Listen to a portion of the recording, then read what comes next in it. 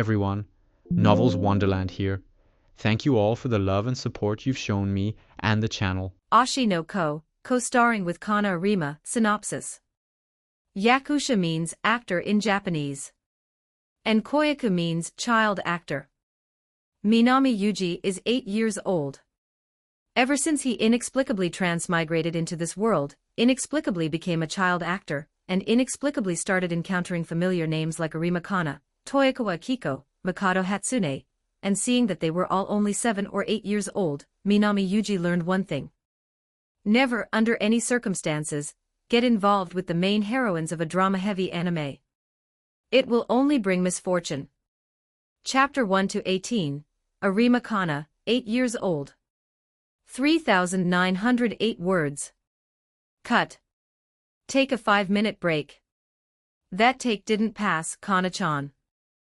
Sorry, but we'll have to trouble you for a reshoot in a bit, so go rest for 5 minutes first. Yes. Beneath the sinking sun, the girl with wine-red hair and a small round hat, looking no more than 8 years old, lifted her head. Reflected in those vivid, magnificent red eyes was a man rubbing his hands together, his face plastered with a fawning smile. Arima Kana lightly bit her lower lip, gave a small nod, and walked toward the makeup tent, looking somewhat dazed and dispirited. What a so-called genius child star Arima Kana. Isn't her acting, her whole performance, just way too damn poor? How can she possibly make this many mistakes? Wasting all that time on one simple crying scene. Wasn't she supposed to be that genius child star who can cry on cue in 10 seconds? Phew, all right, Director Arai, calm down, she's just a kid, getting angry at her isn't going to help. Although, it does feel like her performance really has been a bit off lately. I've worked with her before, and I have no idea why she's turned out like this now. TCH.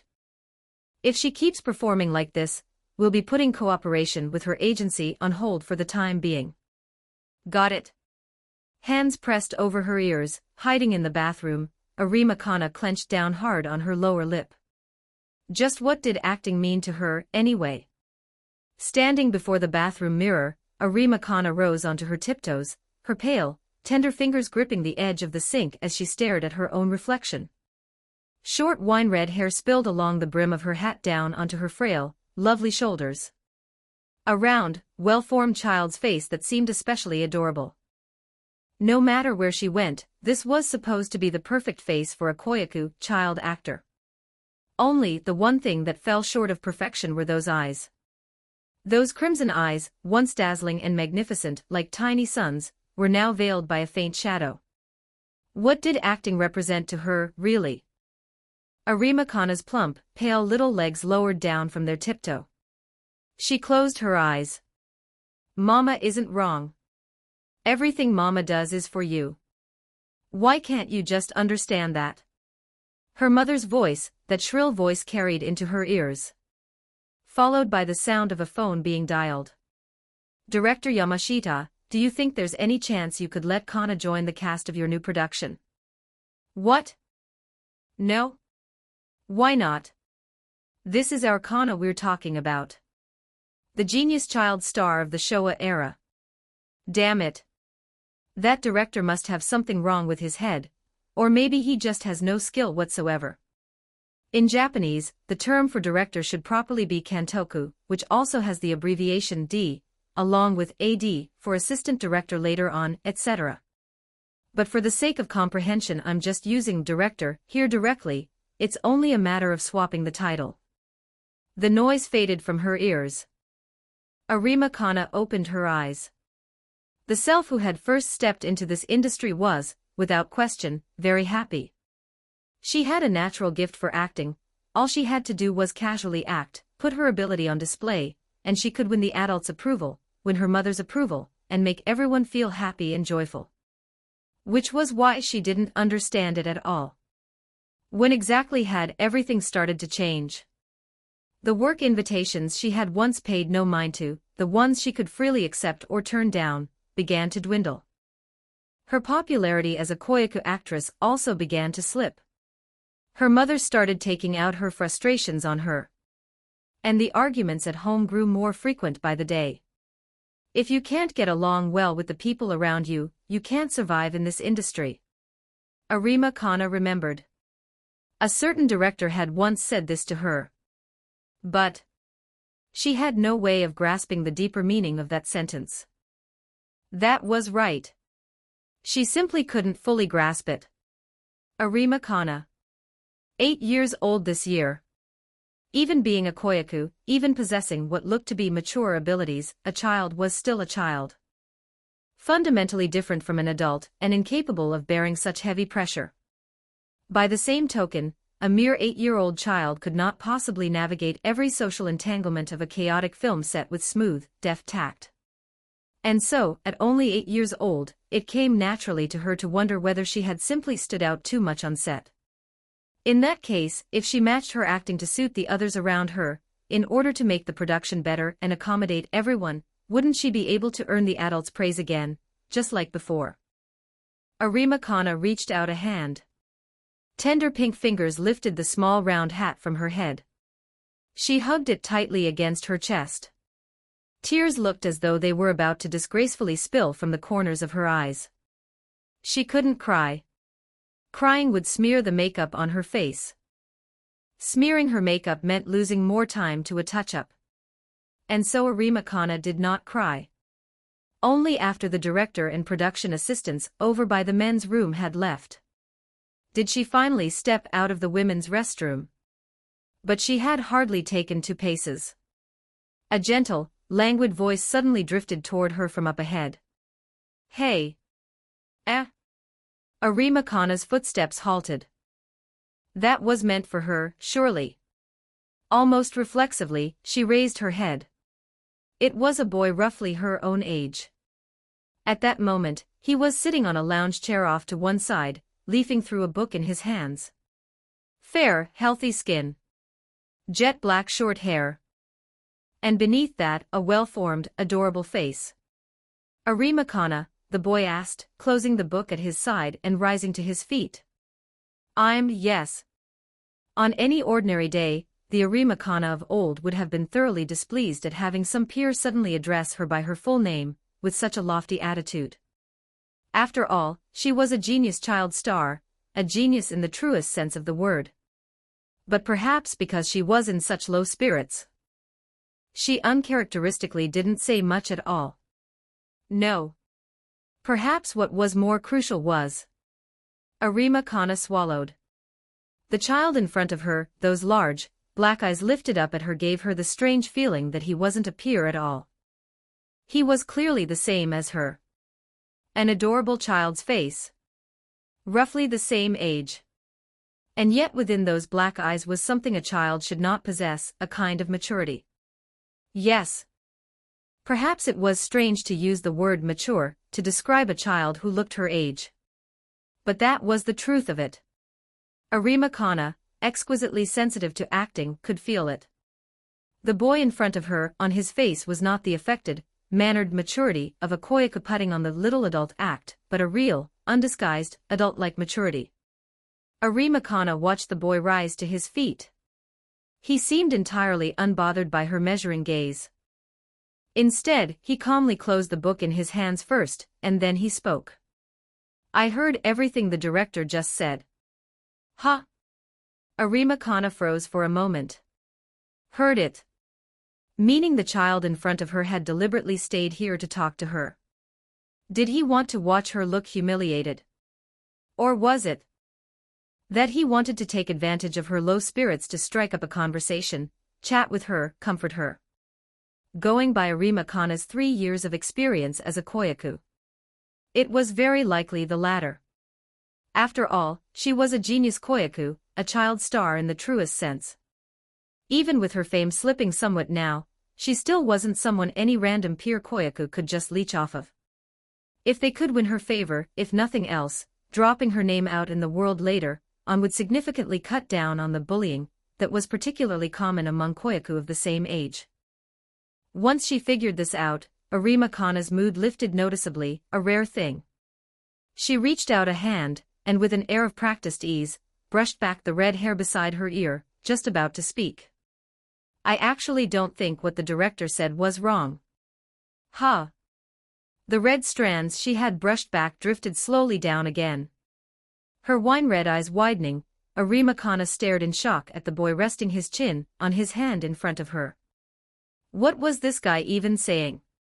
But his words showed no sign of stopping, not even a moment's hesitation. Your acting today was honestly unbearable to watch. Ugh! Arima Kana clutched at her flat chest. Frankly, why can't a genius koyaku even get through one simple crying scene? Ugh! Are you aware that your fee per scene is several times mine? You. Proud, high-spirited Arima Kana's lips twitched, and her plump, adorable little legs were trembling with fury. If it had been ordinary criticism, perhaps her finely honed professionalism as a koyaku could have endured it. The trouble was this guy's mouth a tempered steel blade? Every word he stabbed her with drew blood, sliced flesh. Combined with that incredibly disdainful tone, who could possibly take that? You little jerk. Gritting her teeth, she was about to demand which koyaku agency he belonged to, that he would dare be so rude in front of her, a senior who had already been in the koyaku industry for 3 years. However, do you think that was your real skill level? His tone shifted abruptly. Ha! Arima Kana looked up. Her eyes met the boy's. Within those pitch-black, crystal-clear eyes, every trace of the contempt and reproach from a moment ago had vanished. He was simply looking at her, calmly. Truly, that very quiet kind of gaze. Somehow, the flames of anger that had been flickering inside her chest slowly faded away. Because that question of his really had struck her at the core. Her acting just now. Had that really been her full ability? Arima Kana knew the answer perfectly well. But what could she possibly do by bringing out her full skill? That pure, self-supreme acting, the kind that paid no mind to anyone else, in the end, her work would still keep dwindling, and her popularity would still keep falling. Rather than that, you might as well just coast along, put on adequate acting, accommodate the acting of the actors around you, accommodate the adults' expectations, and do a better job completing the production. Right? Arima Kana said nothing. She only lifted her head in shock, gaping at the boy in front of her. She didn't understand how this peer could see straight through her thoughts at a glance. But the boy paid no heed to her astonished stare. He simply spoke in a tone that left Arima Kana no room for doubt. But that way of thinking is wrong. Wrong. Arima Kana froze. But what followed close on its heels was anger she couldn't suppress. What the hell would you even know? What did this boy understand? After her popularity dropped, she had been suppressing herself the whole time, constantly accommodating others, all while enduring her mother's uncomprehending stares at home. Along this whole road, how many things had she, an 8-year-old child, had to live through? What could this guy in front of her possibly understand? Don't give me that high and mighty talk. She finally couldn't hold herself back. She rushed forward and grabbed the boy by the collar. 8-year-old girls developed faster than boys to begin with. She stood a full shoulder taller than the boy before her. What would you know? At last, the tears she had been holding back came welling up from her eyes.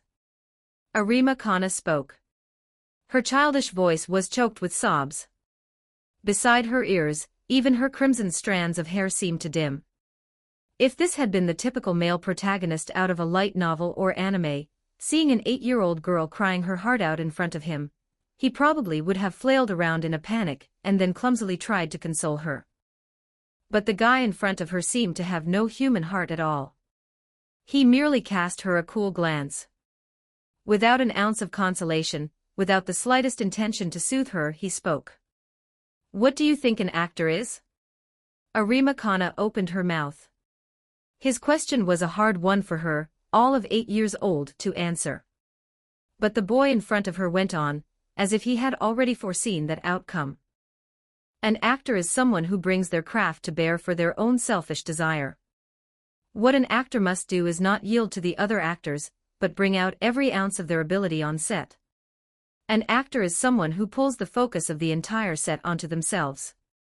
But if that's the case. Arima Kana's cherry-pink lips trembled around the words, and her gaze dimmed. Because that was exactly what she had done before.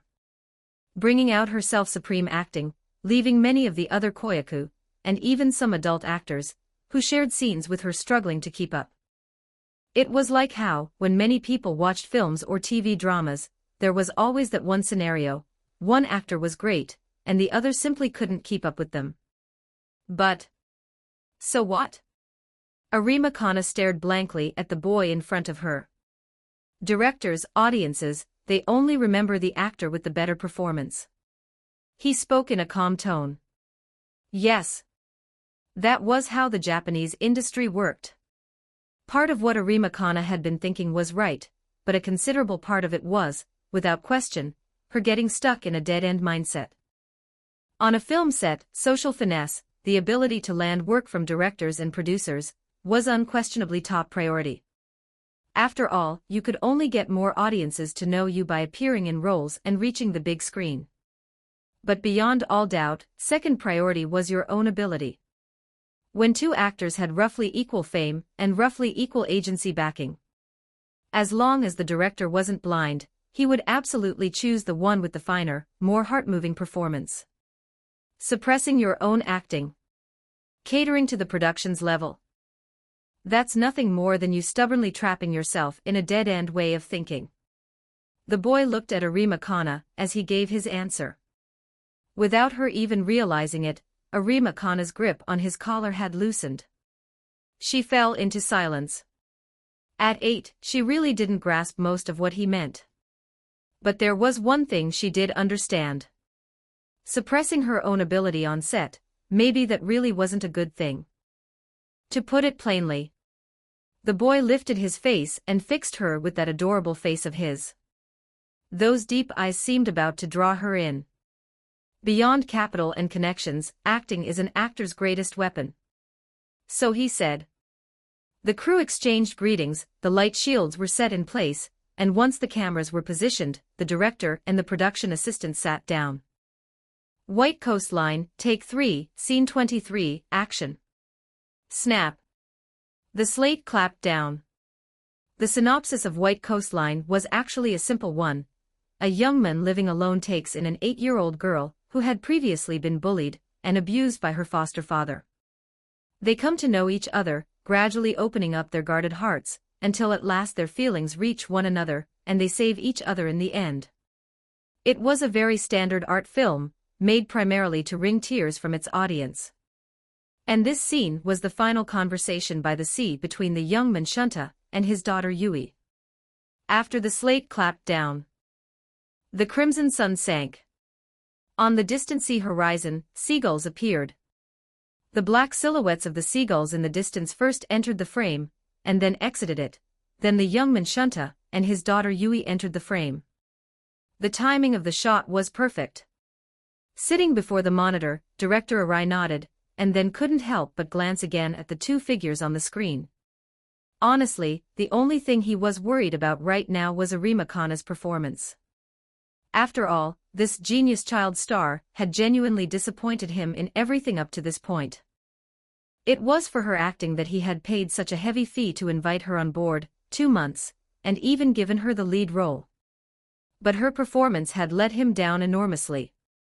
It hadn't been quite unwatchable, but it had come nowhere near what he had pictured. To put it in gacha terms, it was like dropping a fortune to pull a main DPS, only to find their output couldn't even reach a fraction of your old characters. And this final crying scene was precisely the one that could best showcase the charm of the daughter, Yui. Yui's tears in this last scene were not only a release from her past suffering, but also her acceptance of her new father, Shunta. That was the biggest reason he had been grumbling about Arima Kana earlier. The earlier scenes could be brushed off with SOSO acting, but this scene absolutely could not be muddled through. And yet Arima Kana had disappointed him again, her crying scene flat and ordinary, with even an obvious fakeness to it that he could feel plainly. That was what had really pushed him to his limit, which was why he had flown into a rage while smoking out behind the men's room.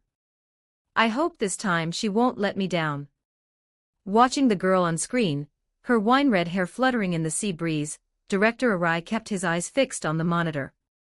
But very soon, he realized he could no longer look away. The hem of the long white dress fluttered gently. Loose grains of white sand clung between the girl's pale toes. Keep going, Shunta-san. Riding on Shunta's back, little Yui was laughing brightly, singing. Because this was the first time she had ever seen the ocean, the first time she had ever felt this happy. Let's stop right here, Shunta-san. She held down her hat so the sea wind wouldn't take it. Shunta turned his head, lowered her down, and seeing her so happy, a smile rose to his lips. The two of them sat there side by side, eyes narrowed, watching the sun sinking into the edge of the far horizon. Suddenly, Yui beside him cried out loudly. Shunta-san. H.M. Shunta answered tenderly. Shunta-san. H.M. Papa. H.M. Shunta started to respond, but in the very next instant, he turned his head in shock. Because for Yui, father was, without question, the title she most refused to speak aloud. Abuse. Bruises mottling her arms. Cigarette burns. Daily torment. She had never escaped the shadow of father. Which was why she had never called anyone father.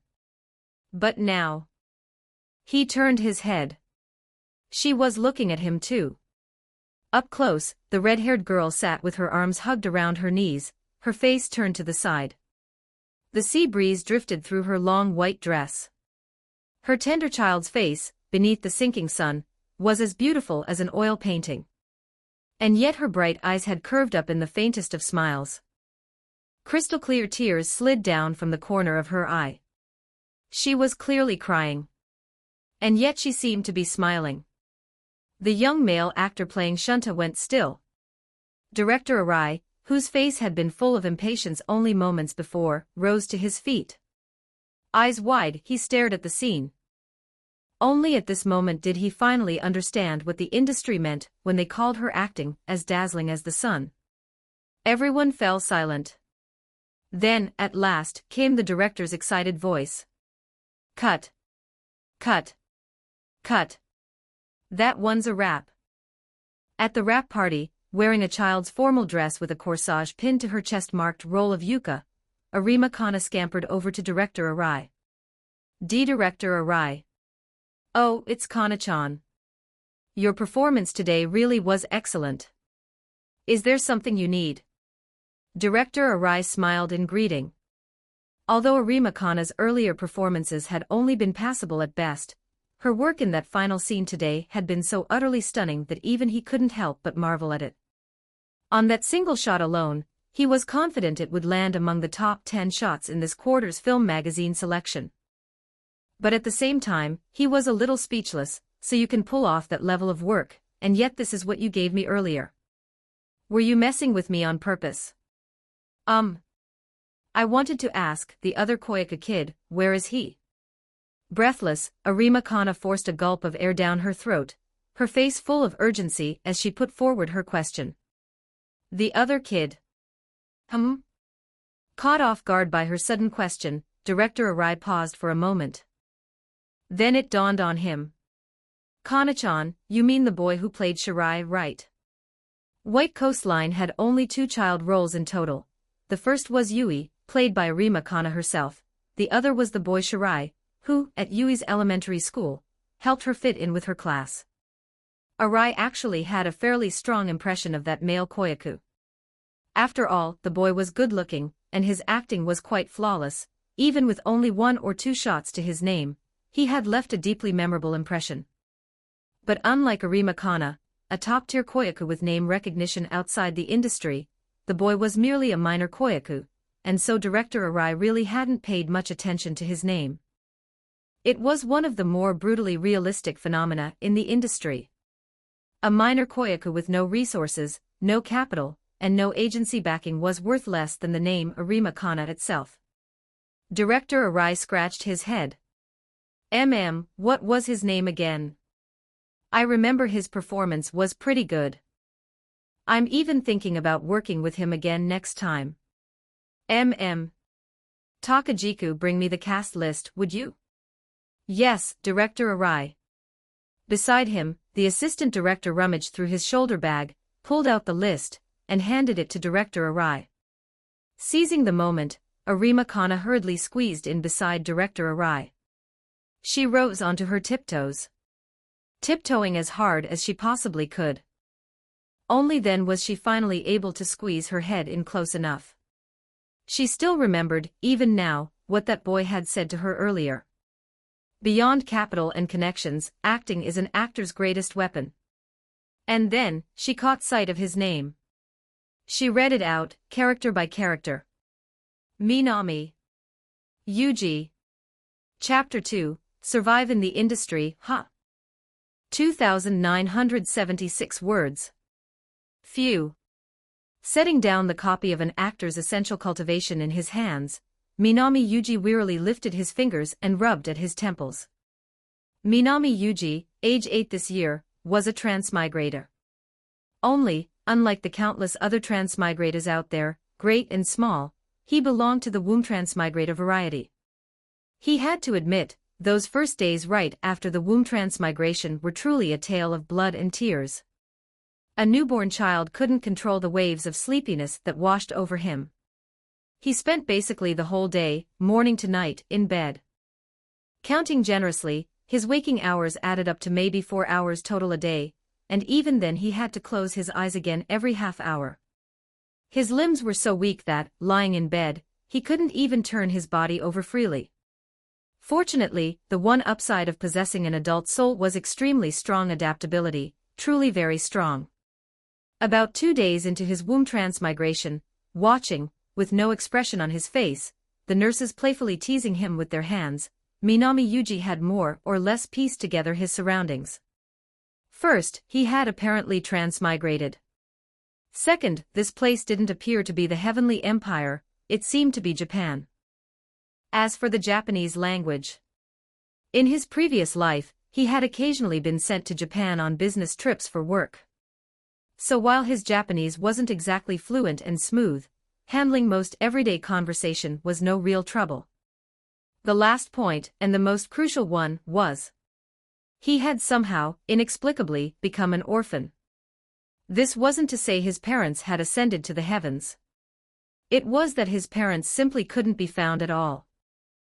Based on the scraps of conversation he overheard between the nurses, he seemed to have been an infant abandoned at the relief organization outside the hospital.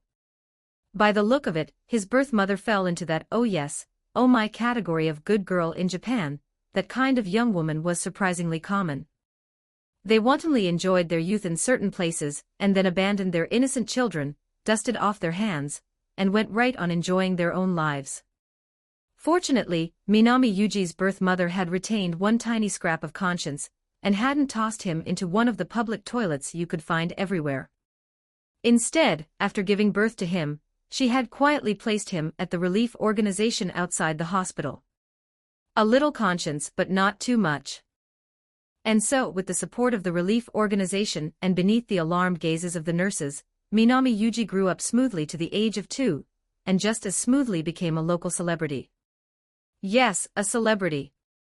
Under the astonished gazes of the adults around him, little Yuji, only 2 years old, could not only converse fluently with people, but could also breeze through whatever senior high-level coursework the grown-ups passed him. In his ordinary hours, he was even fond of leafing through books on literature and philosophy. If I didn't know his age, I'd honestly suspect he was already in his 20s.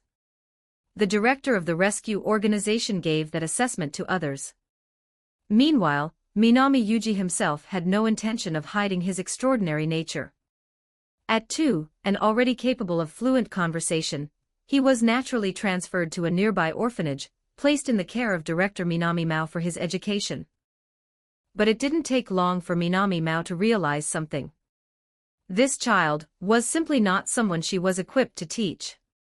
Courteous to everyone, picking up anything he was shown on the first try, mental math, philosophical questions, both the sciences and the humanities, all of it came to him with absolute ease. He was, simply put, a born prodigy. At that time, the orphanage also had a fairly serious problem of children bullying each other.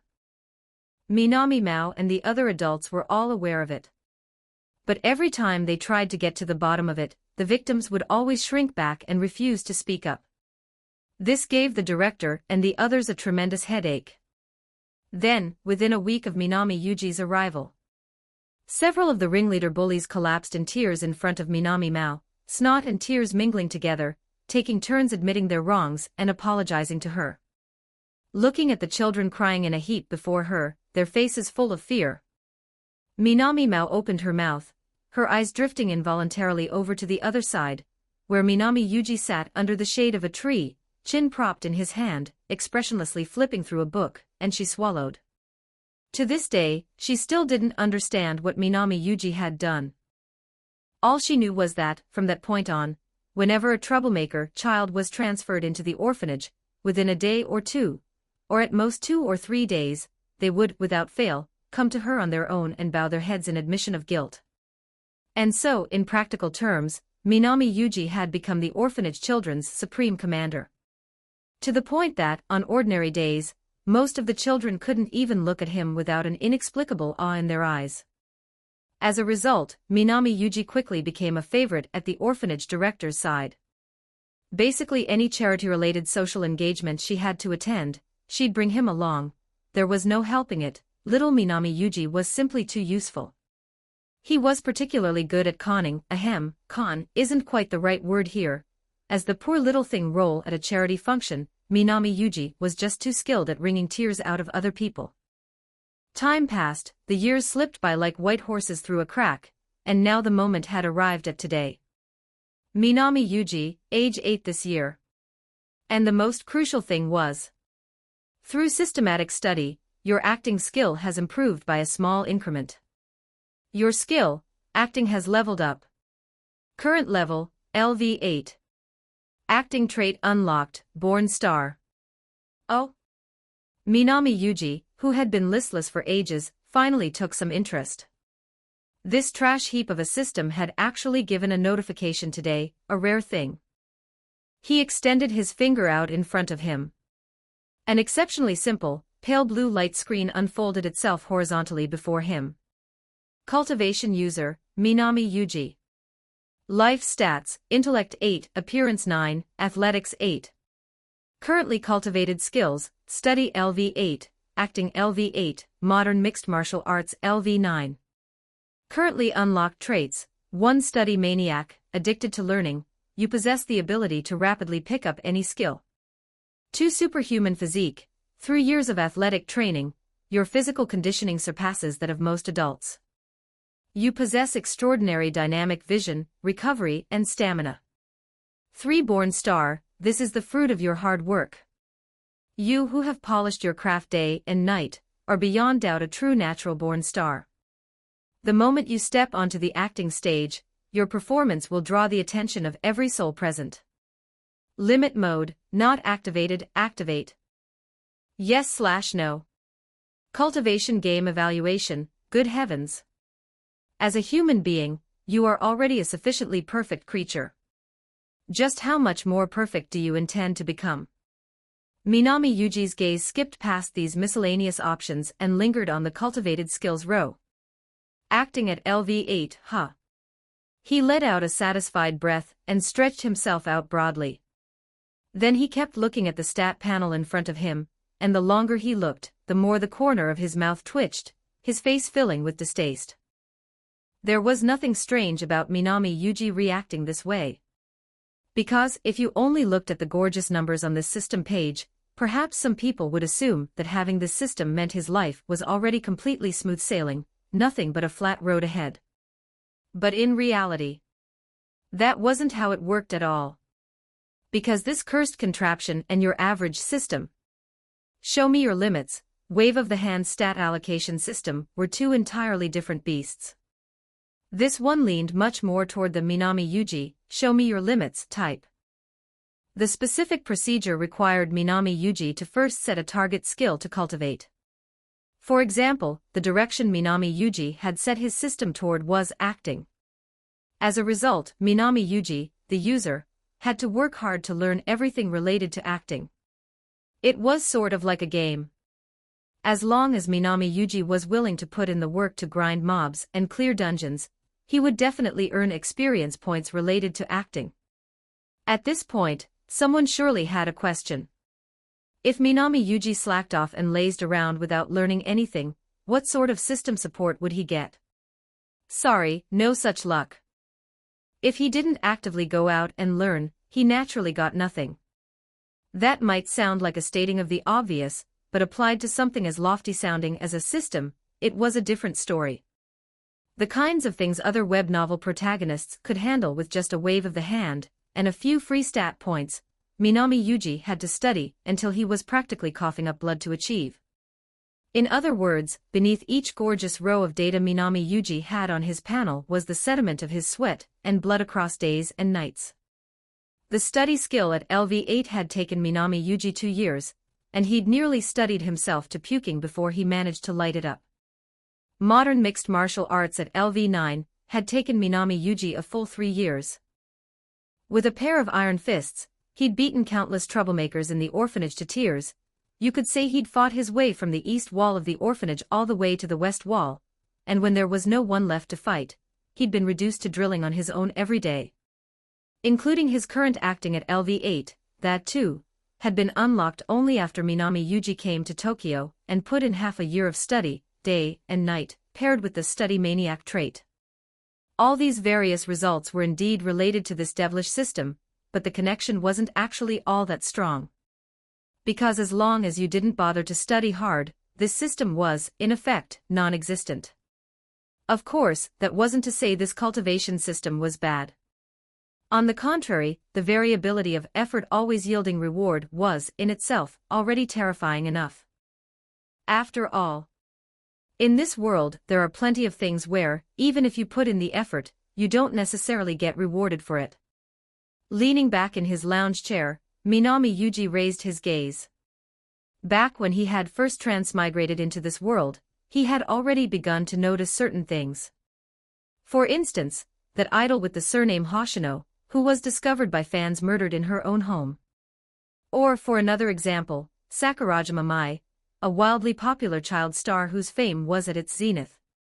Or for yet another example, the one he'd run into today. Arima Kana. He murmured the name to himself. The Minami Yuji of his previous life hadn't been particularly fond of watching anime, but the names of these 2D female characters, as long as you scrolled through any of the young people's news sites or feeds, were basically common knowledge. Now, perhaps at this point, some people might think, isn't that a good thing? Becoming a koyaku, then taking it one step further to becoming a top-tier koyaku, having relationships with these beautiful 2D heroines, falling into a passionate love affair, wasn't that the very thing countless male and female otaku dreamed of? But the problem was there even a single 2D heroine who wasn't a problem girl? Some had inexplicably venomous tongues. Some had genuine psychological issues. And some were prone to wishing for death at the drop of a hat, sporting multiple personalities. Even in the anime itself, they were that hard to handle. Make Minami Yuji deal with them in real life. Wasn't that just a complete joke? He was only an 8-year-old kid. In truth, Minami Yuji really hadn't wanted to involve himself with the dejected Arima Kana today. But he'd had no choice. The reason was simple. White Coastline was the first proper film Minami Yuji had ever acted in, the first to actually feature his supporting role under its own name, not one of those flash-by Child A or Child B credits in the end roll. He couldn't just stand by and watch as Arima Kana, the female lead, ruined her performance and turned a project he'd finally managed to land into a mess. Do you have any idea how rare opportunities to actually appear on screen and act are for an unknown koyaku like him? But now that he'd already done it, he wasn't about to regret it. Ha! Minami Yuji let out a small sigh. He had to admit, this thing called life never went entirely smoothly. Just like with his decision to become a koyaku, or more accurately, the fact that he had no choice but to become one. The orphanage he had been womb transmigrated into was located on a small island near Okinawa. That was a fairly remote place. With sea winds eroding everything and the orphanage long since fallen into disrepair, even when kind-hearted people were willing to donate, faced with the steadily increasing number of orphans, the tight room allocations, and the building areas that needed repair, that money was little more than a cup of water against a burning cart. More than once, he had watched director Minami Mao running around for money, already worn into illness by accumulated exhaustion, even coughing up blood, and still, every single night, bowing and scraping on the telephone to contact charity organizations. Mortals scurry about in a flurry, all just to scrape together a few coins of broken silver, and yet it's precisely those few coins of broken silver that can dissolve every kind of flurry in this world. Who doesn't want to live out their life in plain, ordinary happiness? Minami Yuji was no exception, really. But he couldn't afford to be plain. He was a worldly man, and he knew it. He had to survive in this industry. And not merely survive. He had to become a runaway hit. Earn massive money. So, he had to grind himself down. Relying on the system, grind. And then keep on grinding. And then hold on to that one small patch of land where he had been womb transmigrated. His thoughts having reached this point, Minami Yuji patted his cheeks and forced himself to perk up, turning his gaze to the desk in front of him. On the desk lay a fresh audition invitation, along with a thick script, he and she. Excellent. Minami Yuji's spirits revived. This time, he would not get tangled up with any 2D heroines again. He would mind only his own business. And he would smoothly stand out from among the swarm of koyaku and land this audition. Meanwhile, on the other side, Minami Yuji. Muttering the name under her breath, little white socks planted on a stool, Arima Kana grumbled as she searched the internet for any information she could find on the boy.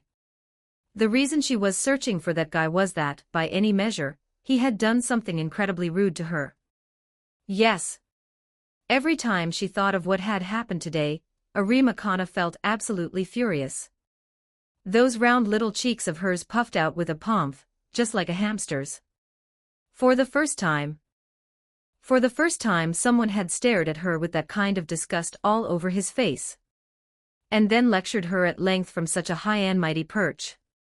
And in the end, he'd even. Arima Kana lifted her fingers. She subconsciously stroked the strands of hair beside her ear. She still remembered, even now, the feeling of his hand reaching out to stroke her head as he had walked away. It had been a kind of soothing, comforting stroke. No. She shook her head vigorously. Arima Kana puffed her cheeks out again. Apologize. He absolutely has to apologize to me. That was right. How dare he treat her, a genius koyaku, that way? She had to make that little nobody of a koyaku, the one she couldn't even find by searching the internet, understand the weight of the word senpai. The little devil in her heart was running back and forth, whispering in her ear. But after he apologizes, then what? The little devil in her heart slowly faded away. Arima Kana quickly arrived at that question. And then she gave a haughty little humph, looking thoroughly stuck up. Well then, I'll just begrudgingly let him be my friend. With how arrogant that guy looks, he definitely doesn't have any friends, after all. With a little oof, Arima Kana flopped face down onto the bed. At the edge of the pillow, her bright, sun-like eyes peeked out. Lately, things had been nothing but bad in the industry. Her popularity dropping, her mother not understanding her. But for some reason, every time she thought of what had happened today, Arima Kana couldn't help hugging her pillow and rolling back and forth on the bed with a delighted tumble. It was the very first time she had ever looked forward this much to tomorrow's day in the industry. And on the floor not far behind her lay a thick script. On its cover, several large characters were clearly visible. She and he. Chapter 3, Could Miss Arima Kana be a masochist? 1,714 words. In fact, every koyaku had an agent, even an invisible nobody within the agency like Minami Yuji. But for the vast majority of koyaku, even getting to meet their agent in person was extremely difficult. To put it plainly, the root cause was simple: the koyaku market was just too warped. According to surveys, present-day Japan had a full 600-plus koyaku agencies of all sizes, and the koyaku themselves numbered more than 40,000. And out of those 40,000-plus people, the koyaku who actually managed to become famous outside the industry and become household names to the public were the kind you could count on two hands. As a result, most koyaku only had agents in name. In reality, plenty of koyaku without acting ability or talent went from entering the industry to the end of their koyaku careers without ever once even meeting their agent. Minami Yuji had been just like that before.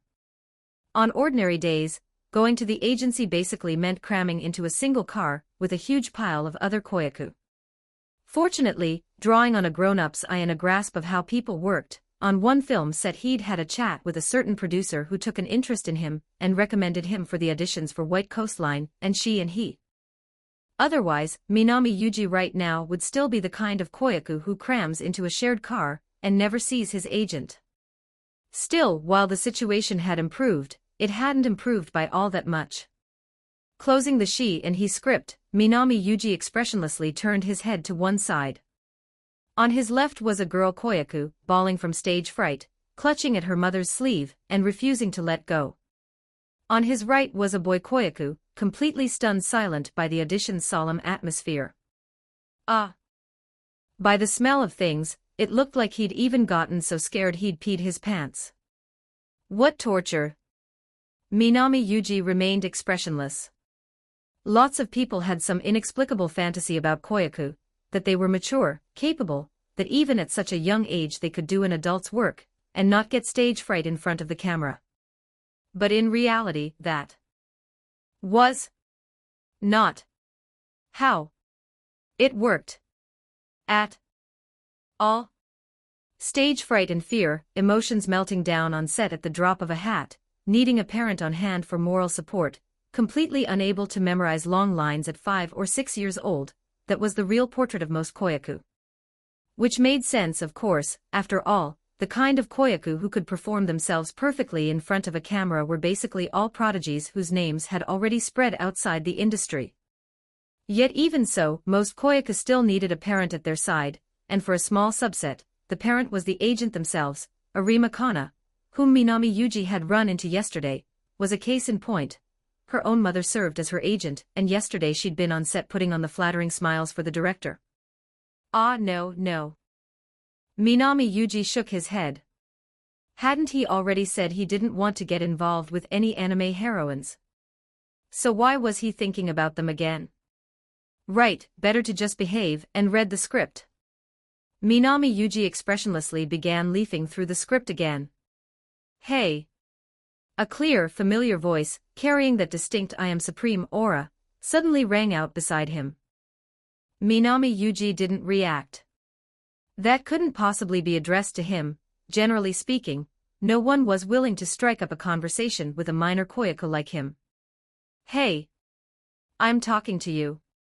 You jerk. Why aren't you answering me?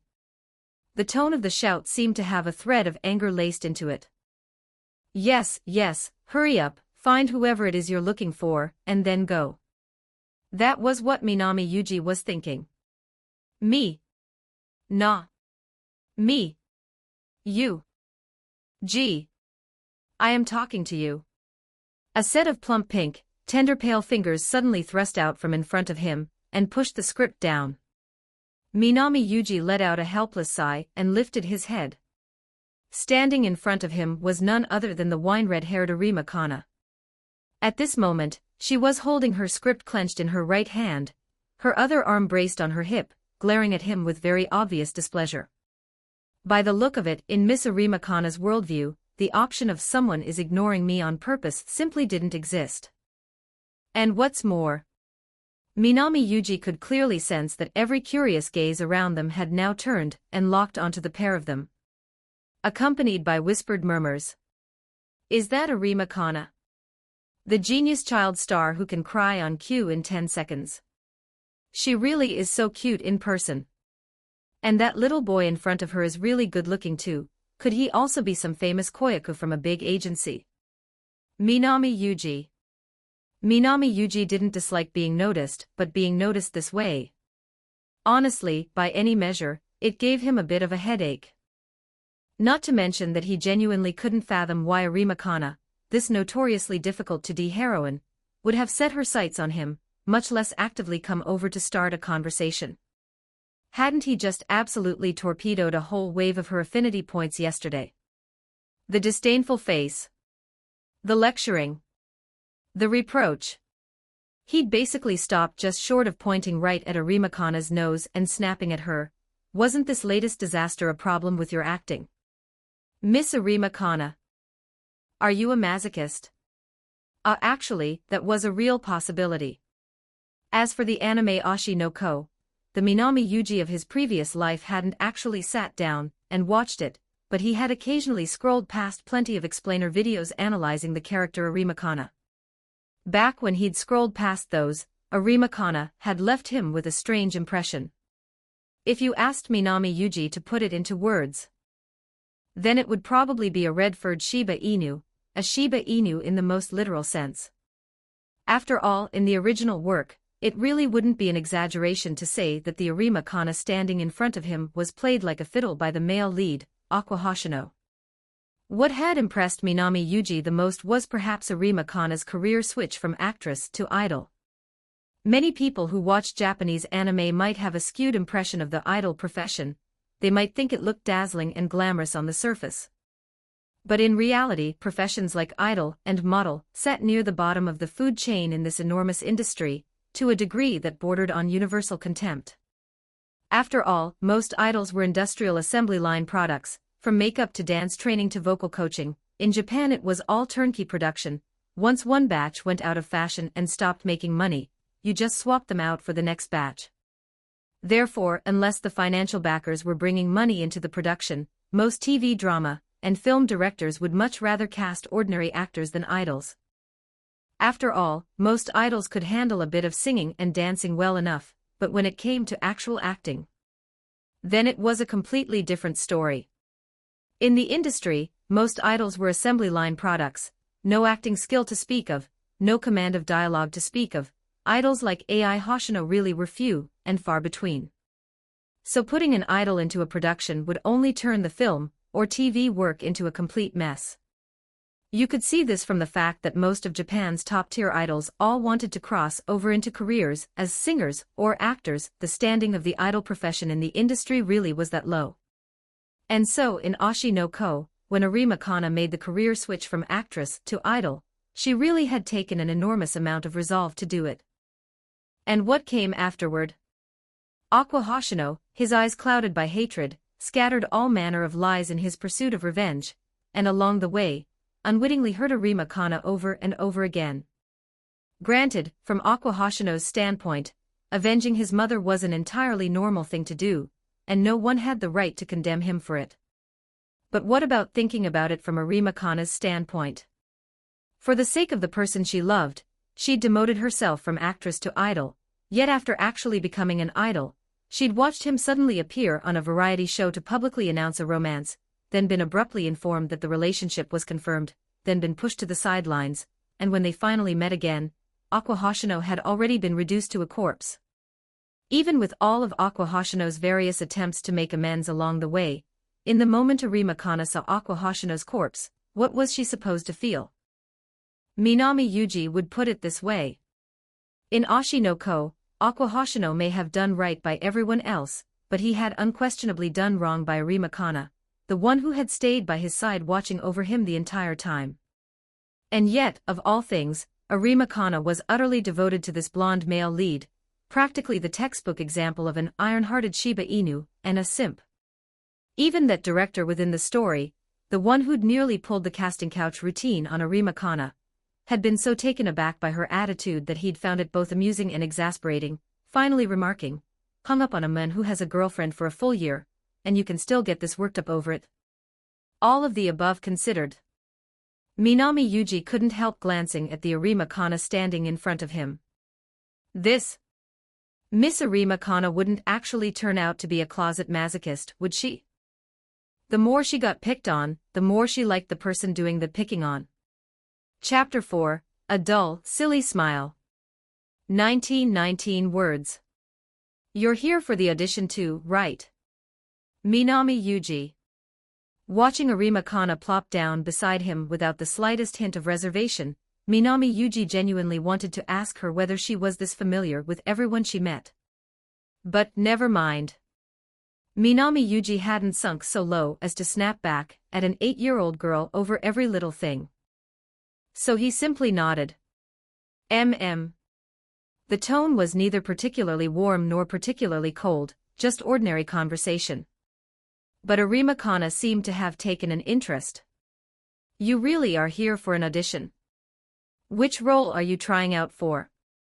Ryuya. Hearing Minami Yuji's answer, a look of surprise rose on Arima Kana's adorable face. Because she had assumed Minami Yuji was here to audition for a regular supporting role. Yet to her surprise, he was actually going after one of the lead roles. Yes, Ryuya was one of the leads in the She and He script.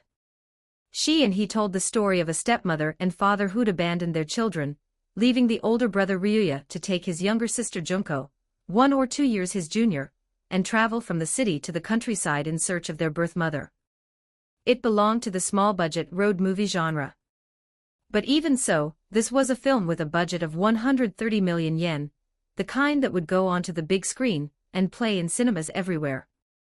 And Ryuya was one of the lead roles at that, a position countless koyaku were eyeing greedily. Among them, there was no shortage of top-tier male koyaku from within the industry, who had both acting skill and real clout. For a koyaku like Minami Yuji, no name recognition, no capital backing him, to stand out from such a huge pool was basically impossible. It wasn't that she was looking down on Minami Yuji. It was just that his target, SSSS, how to put this, really was a bit unrealistic. But she couldn't very well just bluntly tell Minami Yuji it's impossible, a koyaku like you shouldn't overestimate himself, right?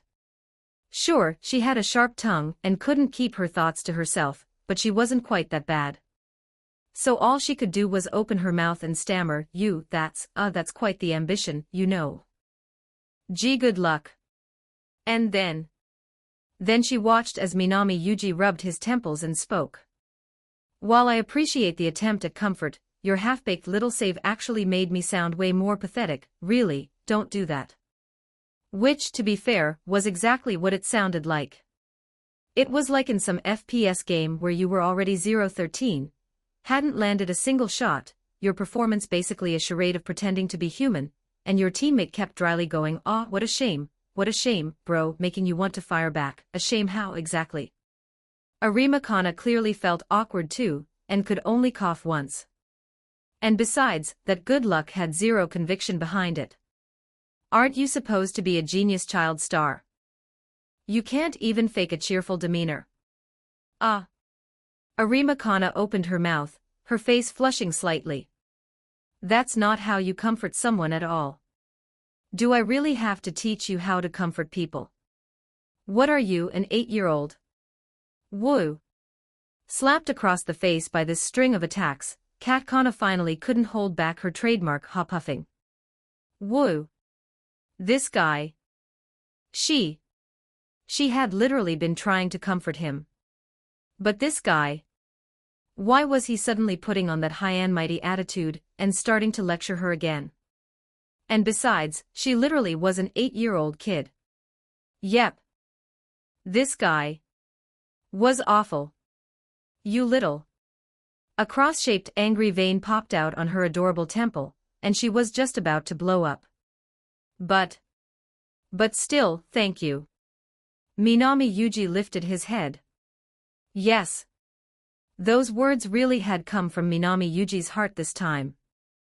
His grasp of the plot of Oshi no Ko could be charitably called partial.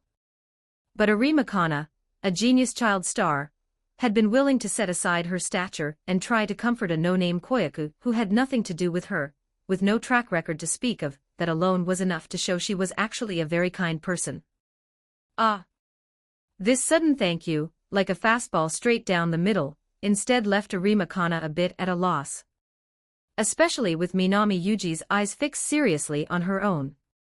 The anger that had just been rushing up her back to the top of her head vanished completely, like bubbles dissolving in fog. In its place, a hot, fiery feeling went flying up to her cheeks. As long as you know it. She braced a hand on her hip and turned her face to one side. Minami Yuji. Looking at the Arima Kana in front of him, hand on hip, spirits restored. Minami Yuji finally understood why this kid gave him the impression of a Shiba Inu. For no other reason than, hey. Arima Kana glanced over, puzzled. From now on, you'd better be careful around a certain blonde, blue-eyed boy. Minami Yuji spoke in a very serious tone. This really wasn't a joke. He'd only said one kind sentence, and her attitude had already softened. If this went unchecked, what would happen down the line? He was, more or less, a reliable adult male, best to give her a warning.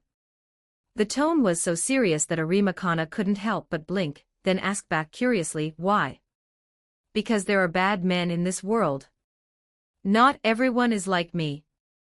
They're especially good at sweet-talking naive little girls like you and leading you straight into getting tricked. How could something like that ever happen? Honestly, how could I ever fall for that like some kind of idiot? Arima Kana waved her small hand dismissively. Right, though her personality was a bit prickly, somewhat tsundere, she was no fool. How could she possibly be sweet-talked and led around in circles? Seeing the look of certainty on her face, Minami Yuji narrowed his eyes. Honestly, if he hadn't known in advance that a certain red-haired loser dog would one day be led around in circles by a certain bad man destined to become a drowned ghost, he might actually have believed her on that one. But Arima Kana clearly hadn't taken his heartfelt warning to heart at all. Sitting on the metal bench, she just kicked her pale legs back and forth, and then, as though struck by a thought, suddenly spoke up. Speaking of which, you keep calling me hey, but my name isn't Hey. I have a name. It's Arima Kana. Ever heard of it? Indeed. She did have a perfectly good name. Getting called hey all the time, who could stand it? Especially being called that by Minami Yuji. For some reason, that made her just a little bit unhappy. Heard of it? Minami Yuji nodded. He wasn't lying about that, and lying about it would be like dropping your pants just to fart. After all, what Koyaka hadn't heard of the genius child star Arima Kana's name? Arima Kana let out a surprised sound. She had figured it out by now, Minami Yuji belonged to the very, very sharp-tongued type. But what she hadn't expected was that this time, he was unexpectedly honest. Never mind that. Strike while the iron was hot. Arima Kana shook her head, then raised one finger, looking smug. Humph. Since you did me a small favor yesterday, I'll grant you a special privilege. You may call me Kana. As she said it, the smugness on her face softened noticeably. Because deep down, she knew, Minami Yuji hadn't just done her a small favor. After all, back then, she had been completely lost. Should she bring out her real acting? Or should she hold back and cater to the adults? That question had truly tormented her for a long, long time. Her popularity sliding. Her work offers plummeting. A mountain of pressure bearing down. Little as she was, she'd been struggling to breathe. At the very moment she had no idea what to do. It had been Minami Yuji who stepped forward. Even though his attitude was terrible, his tone arrogant, and he was deeply infuriating to deal with. Those words of his had, without a doubt, saved her. That was the single biggest reason that she, who'd had no enthusiasm at all for this audition, had eagerly trotted over the moment she spotted Minami Yuji to strike up a conversation. She really had wanted to thank him. But her personality just had to be the awkward sort. What should have come out as words of gratitude turned into this instead, and her face twisted into a triumphant, showing off her power kind of smile. So go ahead and be grateful. This is a privilege, you know. A privilege. Show some heartfelt gratitude. I am specially permitting you to be my friend. The moment those words left her mouth, the smile Arima Kana was holding at the corners of her lips began to twitch. Inside her head, she was banging her own skull furiously. Idiot, idiot, idiot. Arima Kana. You are a super mega ultra giant idiot. Weren't you supposed to be thanking him?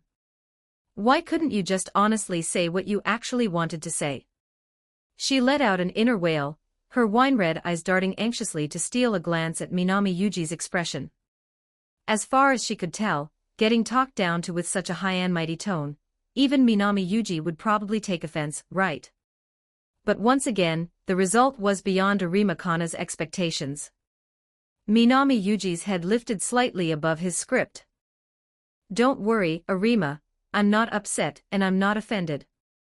On the contrary, seeing you so full of spirit today really is a good thing. Those jet-black eyes looked as though they could see through every dishonest little thought in her heart as he spoke. The words actually carried a certain adult-style satisfaction, the kind one gets from guiding a child out of psychological darkness. But that wasn't how they landed in Arima Kana's ears at all. Seeing you so full of spirit today really is a good thing. The gentle voice slipped into her eardrum, and seemed to dance in the folds of her brain. MMNPH. Her expression froze entirely. Her dainty palms came up to cover her baby-fat cheeks. Arima Kana didn't even need to think about it. Her face was definitely redder than Mr. Sun on the cover of a children's picture book. What was up with this guy? She kept her face covered. This guy had been so prickly before, his face full of disgust at the slightest provocation. So how come, at moments like this, he could always manage to leave her heart in a complete mess? But. A voice spoke up. Don't think you can just gloss it over like that, okay? I did tell you to call me Kana. A finger lifted and tugged gently at his sleeve. But her head stayed lowered. Because the look on her face right now was definitely that dazed, very very silly smile. No way was she going to let him see it. Chapter 5, Too High a Concentration of 2D Heroines. 1,436 words. Tweaked yesterday's chapter just a bit. Not that the original was poorly written, just felt it didn't quite hit the effect I was going for. So I changed a few things. Anyone interested can go back and take a peek. Minami Yuji had no idea what Arima Kana was thinking. After all, for a competent adult, comforting an 8-year-old girl was the simplest of things, like flipping a hand. More importantly than that, why hasn't the audition started yet? Minami Yuji swept his eyes around the venue. Almost everyone in his line of sight was either a koyaku, or an agent from one agency or another. Some of the koyaku had prepped early, eager to land a role, they'd even applied light makeup to their faces. It's because some of them haven't arrived yet.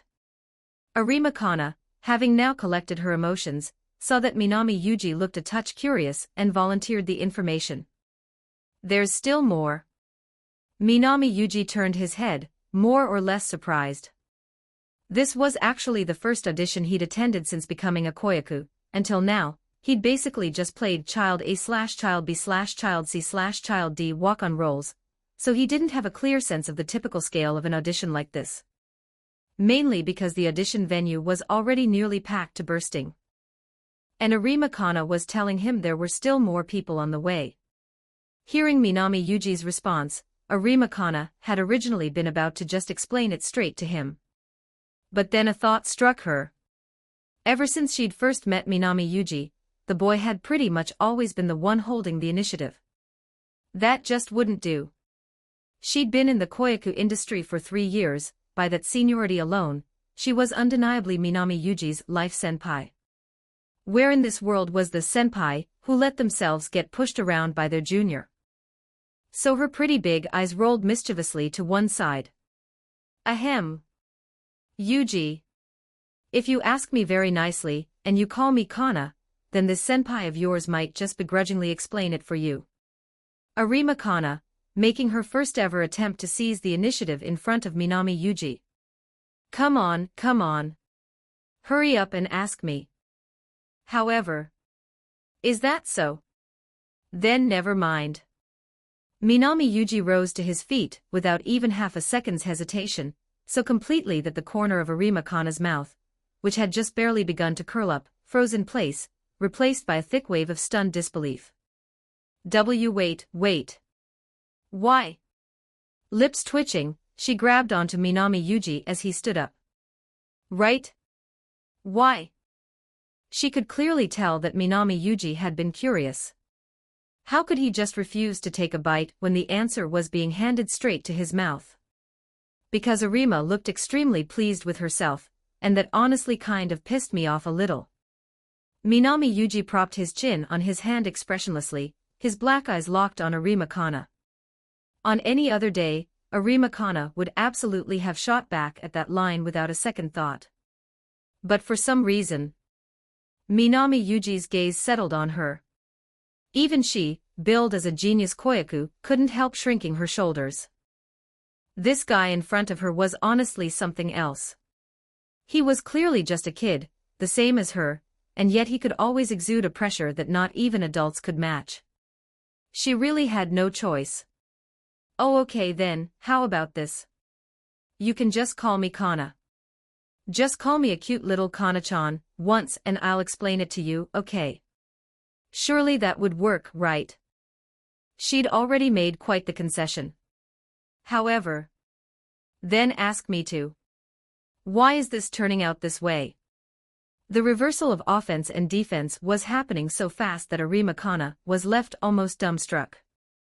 At the end of the day, shouldn't this guy in front of her be the one needing the favor?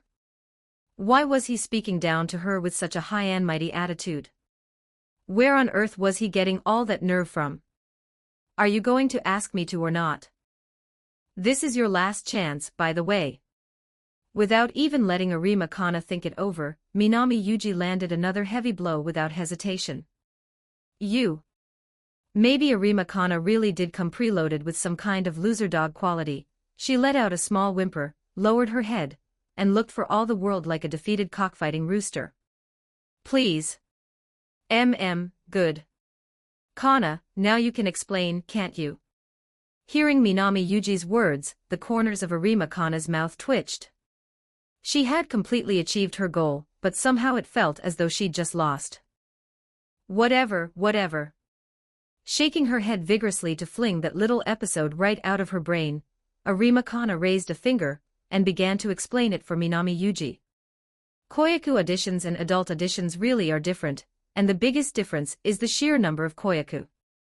Indeed, Japan's films, TV dramas, anime, and other entertainment products were divided into 4 seasonal slots: spring, summer, autumn, and winter. And the number of works each slot could actually produce was rather limited. Within that rather limited pool of works, first, the major production companies financing the projects would scoop up a portion of the lead and supporting role opportunities for themselves. Next, adult actors would take their slice. What was left in the end was just a tiny palmful of opportunities, and that was what koyaku were qualified to compete over, and even that had to factor in the works that didn't need a child actor at all. So too many monks, not enough porridge. Works like She and He, with pure koyaku as the leads, were truly few and far between. Most of the koyaku agencies wanted to come and grab a piece of the pie. And that was exactly how today's Sea of People scene had come about. I see. Minami Yuji nodded. He was quite well aware of just how brutal the koyaku industry was. But even he hadn't imagined that work opportunities in this field were squeezed this tightly. No wonder, then, that the koyaku actors who actually stood at the very top of the pyramid amounted to only a small handful of people. Right in the middle of Minami Yuji's contemplation, a wave of startled gasps suddenly rippled out from not too far away, drawing both his and Arima Kana's gazes over. A koyaku had walked in, dressed with a remarkably composed, mature elegance. Unlike the typical baby fat-cheeked koyaku, this girl had slender, willowy limbs and deep, profound eyes. Jet black long hair slipped down past her ears. Her small, dainty face brought to mind, all too easily, the image of a princess clad in 18-layered court robes beneath the moonlight. It's Sakurajima-senpai. Because of the angle, Arima Kana had been the one to spot the figure walking in first, and she murmured the words. Sakurajima-mai. Even Arima Kana had to admit, this girl was a genius in the truest sense of the word. There was a saying within the industry, once a koyaku turned 10, they began their downhill slide, and somewhere around 13 or 14 they'd quietly exit the business altogether. But Sakurajima-mai was a complete exception. She had entered the industry at 6, and her very first work, the TV drama Kokono, pulled in soaring viewership numbers. Now, at age 10, she was still at the very peak of her career, with no sign whatsoever of her popularity flagging. Calling her a dazzling genius child star, even now, would be no exaggeration. Arima Kana felt nervous. Even before, Sakurajima-mai's reputation within the industry had reliably outranked her own by a head, her caliber was that visible. Not to mention that with Arima Kana's own popularity now showing some decline, the gap was only more pronounced. And as for why the other girl had shown up here, she hardly needed to think about it. Sakurajima-mai was definitely here for one of the lead roles, Junko. Which meant Sakurajima-mai was her competition. Watching Arima Kana's tension, Minami Yuji couldn't help but shake his head. Oh, great. Show up for one audition, and right off the bat almost everyone here is a familiar face. The concentration of 2D heroines in this room was already plenty high, please, no need to crank it up any further. Chapter 6, The Dark Side of Adulthood is Truly Unsettling. 2,372 words. Arima Kana stared at the Sakurajima-mai who had just walked in. The other girl had clearly also noticed her, this fellow genius koyaku with whom she had crossed paths several times.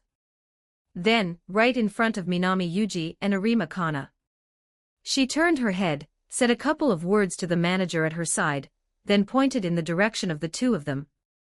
Once she had received permission, she finally carried her white shoulder bag over and sat down. Kana-chan, good morning. A fair-skinned hand lifted, brushing back the hair beside her ear, a simple, offhand greeting, followed by a clean, decisive seating. Arima Kana, who had been staring straight at her, puffed her lips out in dissatisfaction. She really hadn't expected the other girl to so brazenly cut into the middle of her conversation with Minami Yuji. But even so, she still nodded in response. Good morning, Sakurajima-senpai. She had no choice, the other girl was, after all, her senpai in the industry, and since she'd taken the initiative to come over and greet her, there was simply no way she could not respond. Compared to Arima Kana's whole string of inner deliberations, however, Minami Yuji's thoughts on the other side were far simpler. At this moment, he was sizing up the Sakurajima-mai in front of him. If Arima Kana gave him the impression of a dazzling little son, childish, yet with a touch of willful spunk, then the first impression the Sakurajima-mai in front of him gave was perhaps simply this, quiet. Yes. Quiet. Expression placid, speech neither loud nor fussy, scarcely letting any emotion show at all. Calling her the spitting image of a future cool-faced beauty wouldn't be an overstatement. Her looks really were outstanding too, a pair of large, beautifully magnificent deep blue eyes. She was already slowly beginning to develop, a dainty little face just shedding its childhood baby fat, slender, willowy limbs. Just as Minami Yuji was running his eyes up and down, Sakurajima-mai's voice suddenly rang out. I have to say you are pretty interesting. He raised his head. Only then did he realize that Sakurajima-mai was staring straight at him. She had one leg crossed over the other, the tips of her round-toed little leather shoes tilted slightly upward, projecting an indescribable air of queenly poise. Those deep blue eyes brimmed with genuine interest. This is the first time I've been stared at like this by a male koyaku younger than me. She deliberately leaned her body forward, applying plenty of pressure on him, just to see how he'd react. That's right, because senpai is very pretty, Minami Yuji said. Woo! There isn't a single woman in this world who dislikes being told she's pretty. Not to mention Sakurajima Mai was nearly in her first year of middle school by now, and had already developed some feminine self-awareness about her appearance. So being praised so directly like this made two patches of pink float up onto her fair-skinned cheeks. After all, she actually rather liked boys younger than herself, and besides, Minami Yuji's foundational looks were undeniable: red lips, white teeth, definitely the type to catch the eye of an older sister type like her with a bit of a younger boy thing going on. Just as she let an interested look show in her eyes, and was about to say something more. "Sakurajima-senpai, please don't pick on him, he's only just entered the industry as a koyaku." Arima Kana suddenly stood up, planting herself between her and Minami Yuji. Looking at the Arima Kana standing before her, Sakurajima Mai let out a surprised sound. She and Arima Kana had been competitors a few times, and had also collaborated on a few shoots. Because of that, she had a degree of understanding of Arima Kana as a person. Arima Kana's professional skills were excellent, and she was kind-hearted and straightforward in personality, but she had quite a few little quirks too. For instance, acting as though no one else was around, behaving like she was the only one who mattered, and being rather poor at reading the atmosphere during shoots. And yet this very same Arima Kana was actually willing to step up and proactively defend a male koyaku of the same age. Interesting. Sakurajima Mai blinked. Now she was even more curious about the Minami Yuji standing behind Arima Kana. "Don't worry, Kana-chan, I have no intention of picking on him." More accurately speaking. Sakurajima Mai looked over at Minami Yuji. From the moment they had met until now, this boy hadn't shown so much as a hint of timidity. There didn't appear to be even the slightest trace of awe toward her as a senpai. A kid like this didn't look like one she could push around even if she wanted to. So she let her voice pause, extended a palm toward Minami Yuji, and showed a gentle smile. "Hello, I'm Sakurajima Mai. May I ask your name?" "I'm Minami Yuji." Minami Yuji nodded and extended his hand to shake hers. "Minami Yuji." Sakurajima Mai blinked. The name didn't really ring any bells. Was he a koyaku from some small agency? The two of them shook hands and exchanged a few more pleasantries. Then they fell quiet. The reason was simple. The audition for she and he was finally about to begin. The usual audition process is actually quite simple. The actors just sit outside the room and wait for someone inside to call their name. But today was different. There were simply too many people who had come to audition. So the organizers had no choice but to set up an audition stage with plastic benches arranged in front of it. Whoever's name was called would go up and perform. First up, naturally, were the two lead roles, Ryuya and Junko.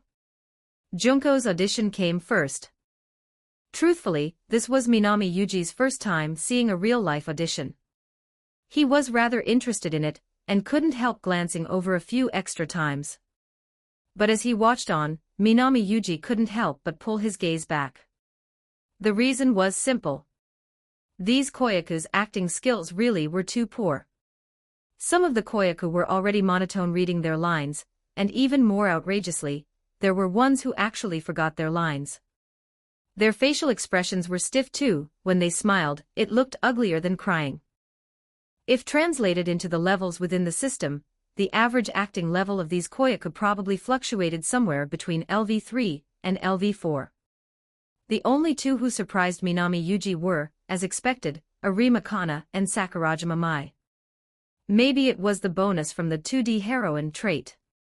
The acting of these two visibly exceeded that of the surrounding koyaku by a wide margin. Whether in their command of dialogue, body language, or facial expressions, everything was rendered virtually perfectly. By rough estimation, both of their acting levels probably reached around LV7, professional grade acting. This forced Minami Yuji to acknowledge it. Geniuses really do exist in this world. Phew. Letting out a big breath, Arima Kana, her performance finished, walked down from the stage, cheeks flushed pink. Her heart was bursting with excitement. After Minami Yuji's earlier mediation, she could feel that this time her acting performance had been almost perfect. Even higher than her level back when filming White Coastline. It was no exaggeration to say she had brought out every ounce of her ability. With this long pent-up acting drive finally released, her old habit of easily getting carried away surfaced once again. Sakurajima-senpai, I'm not going to lose this time. The role of Junko is definitely going to be mine. That's not necessarily so, you know. Hearing Arima Kana speak up like that. Even the more composed Sakurajima, Mai didn't hesitate to open her mouth. The role of Junko is mine, Kana-chan. You have to admit, actors really are creatures naturally averse to losing. Even though the audition results wouldn't be announced for several more days, the two of them were already arguing tooth and nail right there on the spot. But very quickly, the two of them realized that this kind of argument was utterly pointless. They needed a different, more objective perspective to evaluate things. What do you think? Minami Yuji. Between me and Sakurajima-senpai, who do you think performed better? Arima Kana leaned in and asked directly. Compared to Arima Kana's blunt questioning, Sakurajima might cast a glance at Minami Yuji. Her eyes were full of suspicion. He's going to judge it. To be honest, she had no negative feelings toward this boy Minami Yuji. On the contrary, she rather liked having a younger little brother type around. But letting him evaluate her acting alongside Arima Kana's. Wasn't that a bit of a joke? It wasn't that she looked down on Minami Yuji, it was a conclusion drawn from a purely rational standpoint. You see, she and Arima Kana had starred in any number of TV dramas and films, child stars labeled geniuses by others, basically the ceiling of the entire koiku industry. To objectively evaluate the acting of these two. Forget reaching the level of genius. At minimum, you'd need 1 or 2 presentable works on your resume, right? But she had just specifically asked her mother, and learned that Minami Yuji seemed to be nothing more than a perfectly ordinary, run-of-the-mill little koiku. Could someone like this, who couldn't even point to a single decent piece of work, really understand the acting of the two of them? But what surprised Sakurajima even more was Minami Yuji's next sentence. Sakurajima-senpai performed better, but the one who'll ultimately win is going to be Arima. Still in that same flat, even tone, Minami Yuji spoke without even lifting his head. This time, it wasn't just Arima Kana with question marks popping up over her head.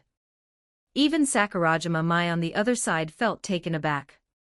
Performed better. But the winner would be Arima Kana. Isn't that statement itself a bit self-contradictory? Sakurajima voiced her thoughts.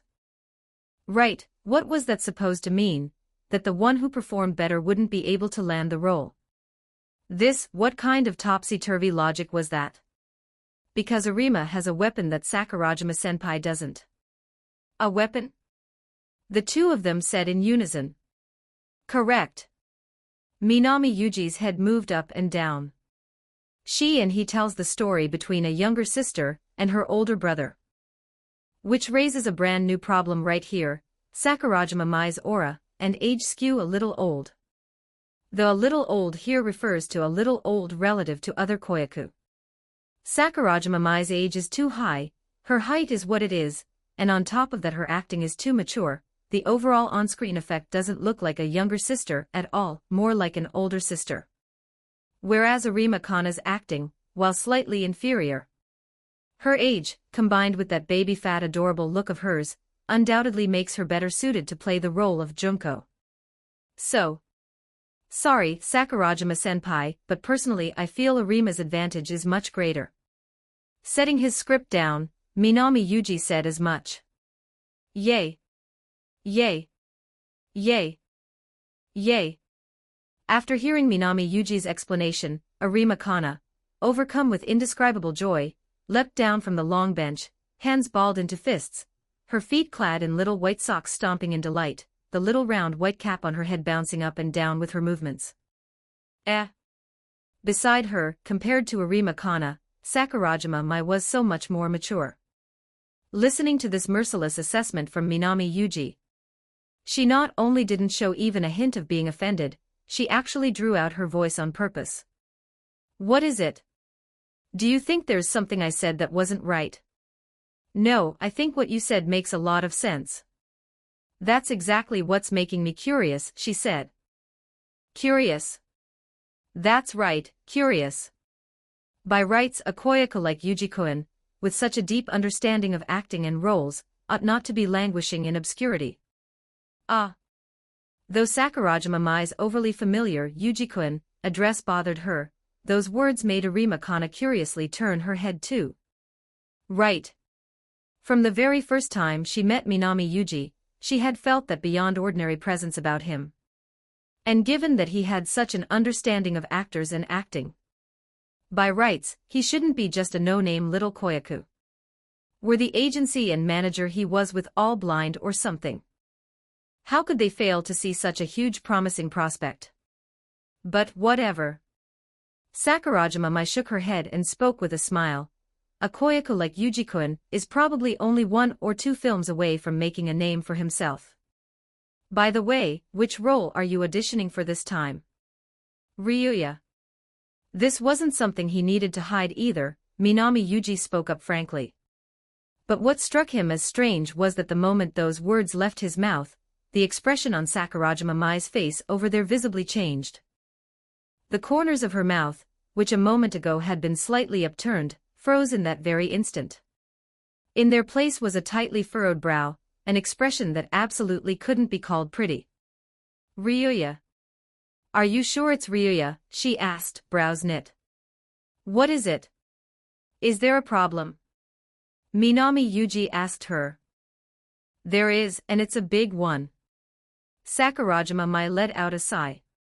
In all fairness, given Minami Yuji's grasp of the plot's characters, she thought he should have no real problem competing for any role in this production. But just Ryuya, that one won't work. Because her fair-skinned fingers interlaced together restlessly. This is privileged information from my mother. The role of Ryuya was already predecided from the very start. She finally let out a long sigh. Saying as much. Yes. This role had been predecided from the very beginning. No matter who it was, no one stood any chance whatsoever. Chapter 7, I will definitely become extremely famous. 2,239 words. Role pre-assignment.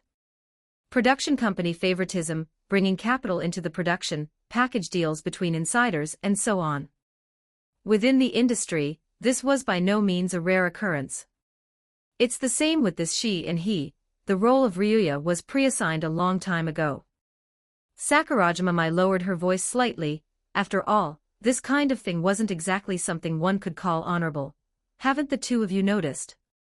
Almost none of the male koyaku who came to audition have any real name recognition. They're obviously here just to round out the numbers, purely going through the motions, racking up experience. If Sakurajima Mai hadn't pointed it out, fine. But once she did, both Minami Yuji and Arima Kana noticed it too.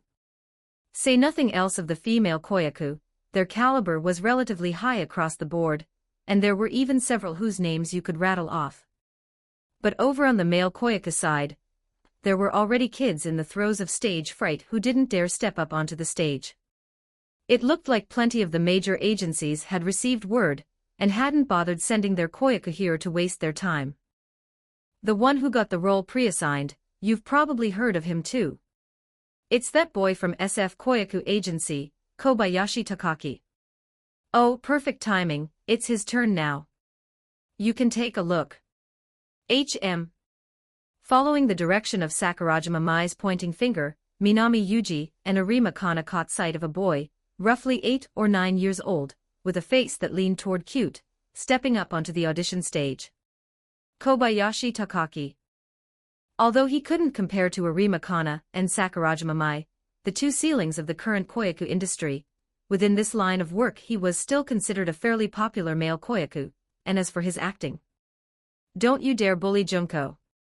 Up on the stage, Kobayashi Takaki had already fully slipped into character. The scene he was auditioning was the one where his little sister Junko gets picked on by boys from her class, gets called a wild kid, and Ryuya, as her older brother, steps in to protect her. This was actually a fairly difficult scene. After all, an on-site audition couldn't possibly bring in another actor specifically to play opposite Kobayashi Takaki, which meant he had to mix in some objectless acting. But even so, Kobayashi Takaki's acting was quite solid. His eyes were wide open, his lower lip bitten down hard, as though he were intimidating the classmate boys, who weren't actually there, who had been bullying his little sister. That tiny body of his first leaned forward just a little, then drew back just slightly. As though behind him, in that completely empty space, there really were a little sister with her head bowed, quietly sobbing. It had to be said, this acting really was rather impressive. From Minami Yuji's perspective, he was probably reaching somewhere around acting LV5 or LV6 inside that wicked system of his, that was already quite something. Combine that with his popularity as a male koyaku. It was no wonder the role of Ryuya had been earmarked for him in advance. Right? That's exactly why it's such a pain. Sakurajima Mai let out a sigh, the gaze she turned on Minami Yuji carrying just a hint of pity. Your competitor was formidable, and the role had already been pre-assigned on top of that. That was something no one in your shoes could swallow easily, right? Minami Yuji didn't answer. He just kept his head lowered, as though digesting the information Sakurajima Mai had just shared. Meanwhile, on the other side, Arima Kana's little white cloth shoes were tapping at the floor restlessly. She watched the silent Minami Yuji. Her small palm first lifted up, then came back down, and then lifted right back up again. Already not exactly silver-tongued to begin with, in this moment she had no idea whatsoever how to comfort him. About a minute passed like that. Minami Yuji raised his head. There was none of the hysterical breakdown Sakurajima Mai had anticipated, and even less of the childish bawling Arima Kana had imagined. He simply nodded, very quietly. I see. So that's how it is. That tranquil expression left not just Arima Kana, but even the usually composed Sakurajima Mai standing beside her somewhat shocked. You just go with so that's how it is. Honestly speaking, if the same thing had happened to either of them, there was no way she could have managed it the way Minami Yuji just had. An audition required a tremendous amount of time to prepare for. You didn't just have to memorize lines, you had to read the script over and over, get inside the character's head, and spend an enormous amount of time on practice.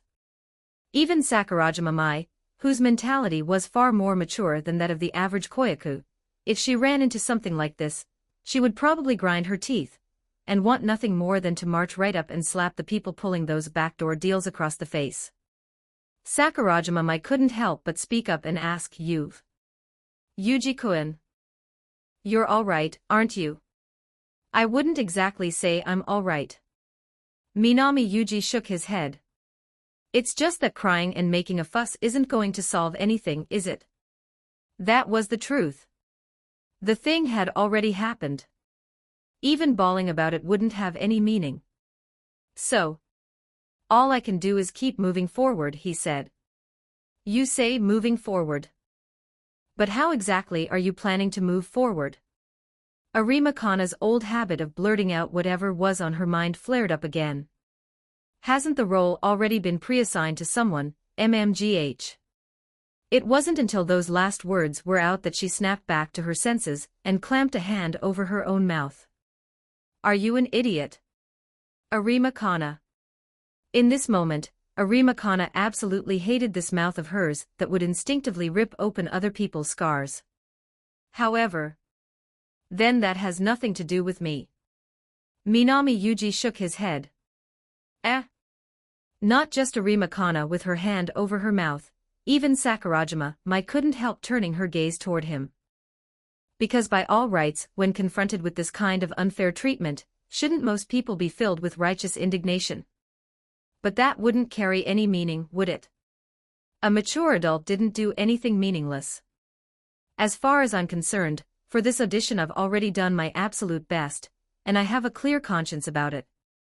So no matter what the outcome turns out to be, I have an obligation to walk this road all the way through and accept it. After all, he wasn't like the carefree Sakurajima Mai and Arima Kana. Reincarnated into this world from the womb, and growing up smoothly to where he was now. He really had received quite a lot of help from quite a lot of people. From the relief organization that took him in during his infancy, to the orphanage that came after. And right now, that orphanage was in a state of disrepair from years of neglect, its funds running tight. As a properly educated, true-blooded man of the Celestial Empire, to stand here in front of two little girls whose ages didn't even add up to 18, and start sobbing and throwing a tantrum, wouldn't that be way too unsightly? He absolutely had to become famous. And he absolutely had to earn serious money. And right now, the audition opportunity for a leading role was laid out right in front of him. So not giving it his all was absolutely out of the question. Even if there was only a 1% chance. Not giving it his all was still absolutely out of the question.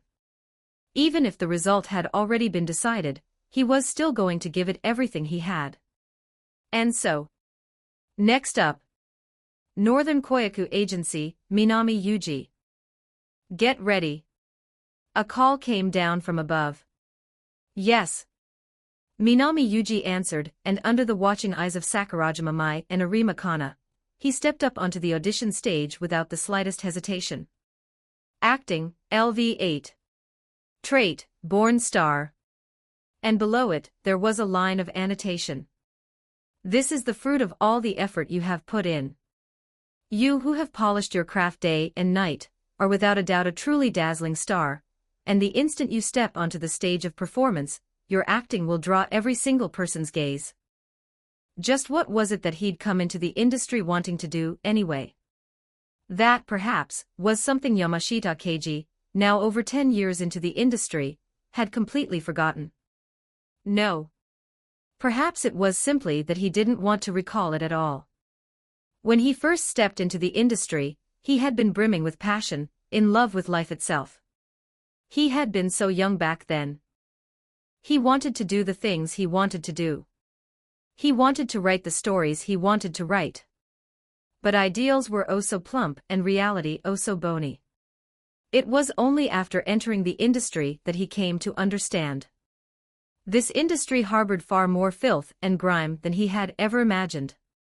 Under-the-table dealings happened all the time. Unspoken rules, casting couch arrangements. Big companies bringing capital onto productions would high-handedly demand that he, the screenwriter, rewrite his script, and they'd unreasonably stuff jarring, out-of-place characters into it. This industry was like a monster with a pitch-black, gaping maw, one that devoured people. It opened its great mouth, swallowed him in, chewed him over carelessly for a while, and then spat him back out. From the outside, he seemed entirely unchanged. But in truth, if you looked a little more closely, he hadn't really been the man he used to be for a long time now. He had lost the self of those earlier years, and he had lost every last bit of his passion. He just kept going, mechanically, haphazardly, writing scripts he had no desire to write. At the end of the day, is there really any need to even hold this audition? Looking down at the rows of pure, innocent eyes of the Koyaku below, Yamashita Keiji tightened his grip on the ballpoint pen in his hand. The outcome of the audition, the producers, the director, and including him, the screenwriter, present on site, all of them had already had their answer long ago. The female lead would be picked from either Arima Kana or Sakurajima Mai. The male lead, on the other hand, had long since been pre-assigned to Kobayashi Takaki. All of this current spectacle was nothing more than a way to plug up the mouths on the outside, to give the public an impression of look, our casting was all properly selected through a real audition. Hypocrisy. The palm clenched around the ballpoint pen was still tightening. But it quickly relaxed. Yamashita Keiji let a self-mocking smile show at the corners of his mouth. He had already grown somewhat numb to it all. Let's be blunt about it. What could he actually do, anyway? Better to just set his expression straight again. Don't give the media gathering material from outside any opening in his face to pounce on. Next up. Northern Koyaku Agency, Minami Yuji. Get ready. Yes. The staff member's voice calling out the number came drifting in from up front. Minami Yuji. Now that was an unusual name. Yamashita Keiji propped up his face out of sheer boredom, and watched the boy named Minami Yuji walking up from below. Skin a healthy white tinged with the faintest hint of pink, features distinctly more handsome than the average male Koyaku his age, jet black short hair, and beneath that thicket of short hair, a pair of clean, crystal clear eyes. To tell the truth, in terms of appearance alone, this Koyaku named Minami Yuji actually cleared the bar completely. If his acting was solid on top of that, then maybe, just maybe, he really would have had a shot. But what good would that do, though? Yamashita Keiji's expression was numb. The pre-assignment of the role was already an accomplished fact. No matter how flawlessly the child in front of him performed, no matter how heart-stirring he managed to be, it would not change the fact that Capital was pulling the strings behind the scenes. So the boy's performance, his effort, none of it carried any meaning. But this was, after all, an audition. He still pretended to pull himself together, putting on a serious expression to watch Minami Yuji's performance in front of him. And as he watched and watched, he noticed something. Something was off. There was something very off. The numbness that had been on Yamashita Keiji's face slowly began to dissipate. In its place came the expression of his eyes opening a little wider in astonishment.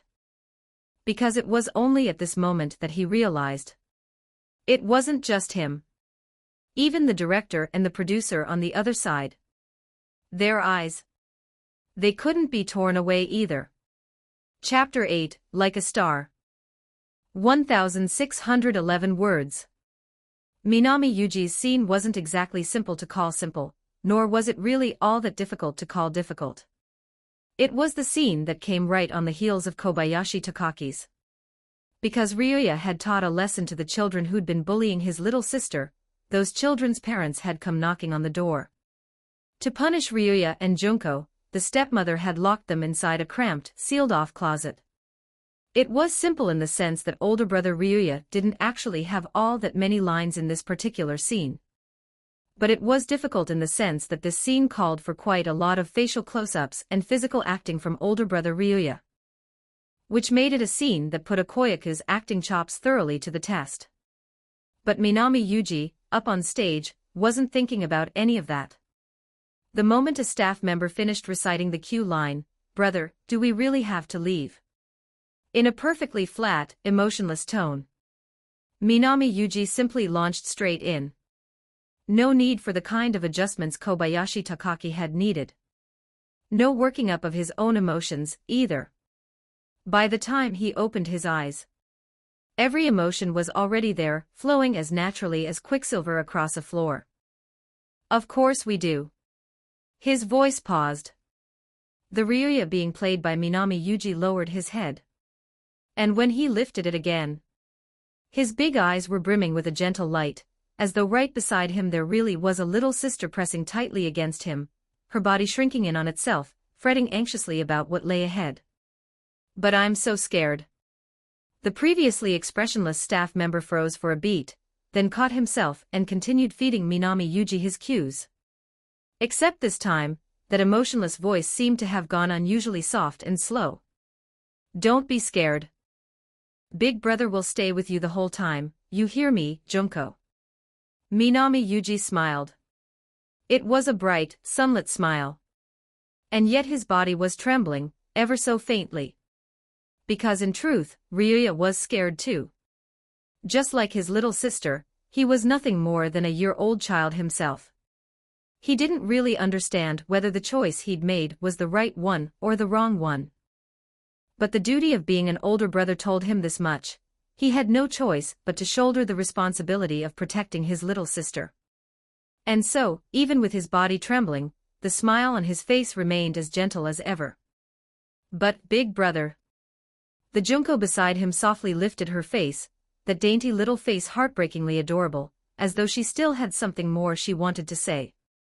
Only to be cut off by a sudden, violent fit of coughing from Minami Yuji. The night was deep. Only a single thin sliver leaked from the closet. Moonlight came pouring in from beyond that narrow crack. The dust-blanketed closet, combined with the boy's already malnourished state, and his frail childlike lungs, kept him from being able to stop his light coughing. But even so, the hand with which Ryuya was clutching his little sister's never once loosened its grip. Time, in that moment, seemed almost to have come to a halt. Inside that cramped little closet, Yuji and Junko closed their eyes. She and he nestled tightly together, as though each were nestling into the other's tiny little world. In that very moment, every single person fell silent. Their eyes opened ever so slightly wider. This was a spacious audition venue. This was not that cramped, sealed-off, suffocating closet. That was something every person present understood perfectly well. And yet, why was it? Their gazes. Why was it that they simply could not tear their eyes off of that Koyaku, the one whose name none of them had ever even heard before? Yamashita Keiji, honestly, didn't understand it. That's right. He didn't understand at all. He had known full well, long beforehand, that the role had already been pre-decided. He had known full well that even being one member of the production team's Iron Triangle wouldn't change that fact. And yet, why? Yamashita Keiji removed his glasses. At some point, he had no idea when, hot tears had welled up in his eyes. Despite knowing all of that, how could he still be like this, moved to the absolute brink, beyond any further measure, by the acting of the Koyaku in front of him? No. Perhaps deep down, he had known the answer all along. He lifted his head, and looked at Minami Yuji. Because the boy was pouring his entire heart and soul into bringing the very script he himself had written to life. It was precisely to witness this sight, to see the characters from his own pen come vividly, vibrantly alive right in front of his eyes, that he had worked so hard to claw his way into this industry in the first place. And more crucial than even that, the acting of this Koyaku named Minami Yuji standing before him seemed to be carrying something else as well. A kind of fierce, vividly sharp emotion. Through the script, through that very nearly flawless performance, it transmitted itself straight into the heart of Yamashita Keiji, its creator. Pick me. That was what he was saying through his acting. His eyes, his lips, every lift of his hand and every step of his foot. All of them seemed to be saying it. His entire body, his entire soul, were expressing that one emotion with overwhelming intensity. An emotion beyond intense. An emotion beyond vivid. Pick me. And yet, looking at that Koyaku radiant as a true star, Yamashita Keiji lowered his face in shame. For the very first time, he felt guilt rise up toward a Koyaku. I'm sorry. I'm sorry. I can't pick you. Down in the audience, Sakurajima felt goosebumps rise across her entire body.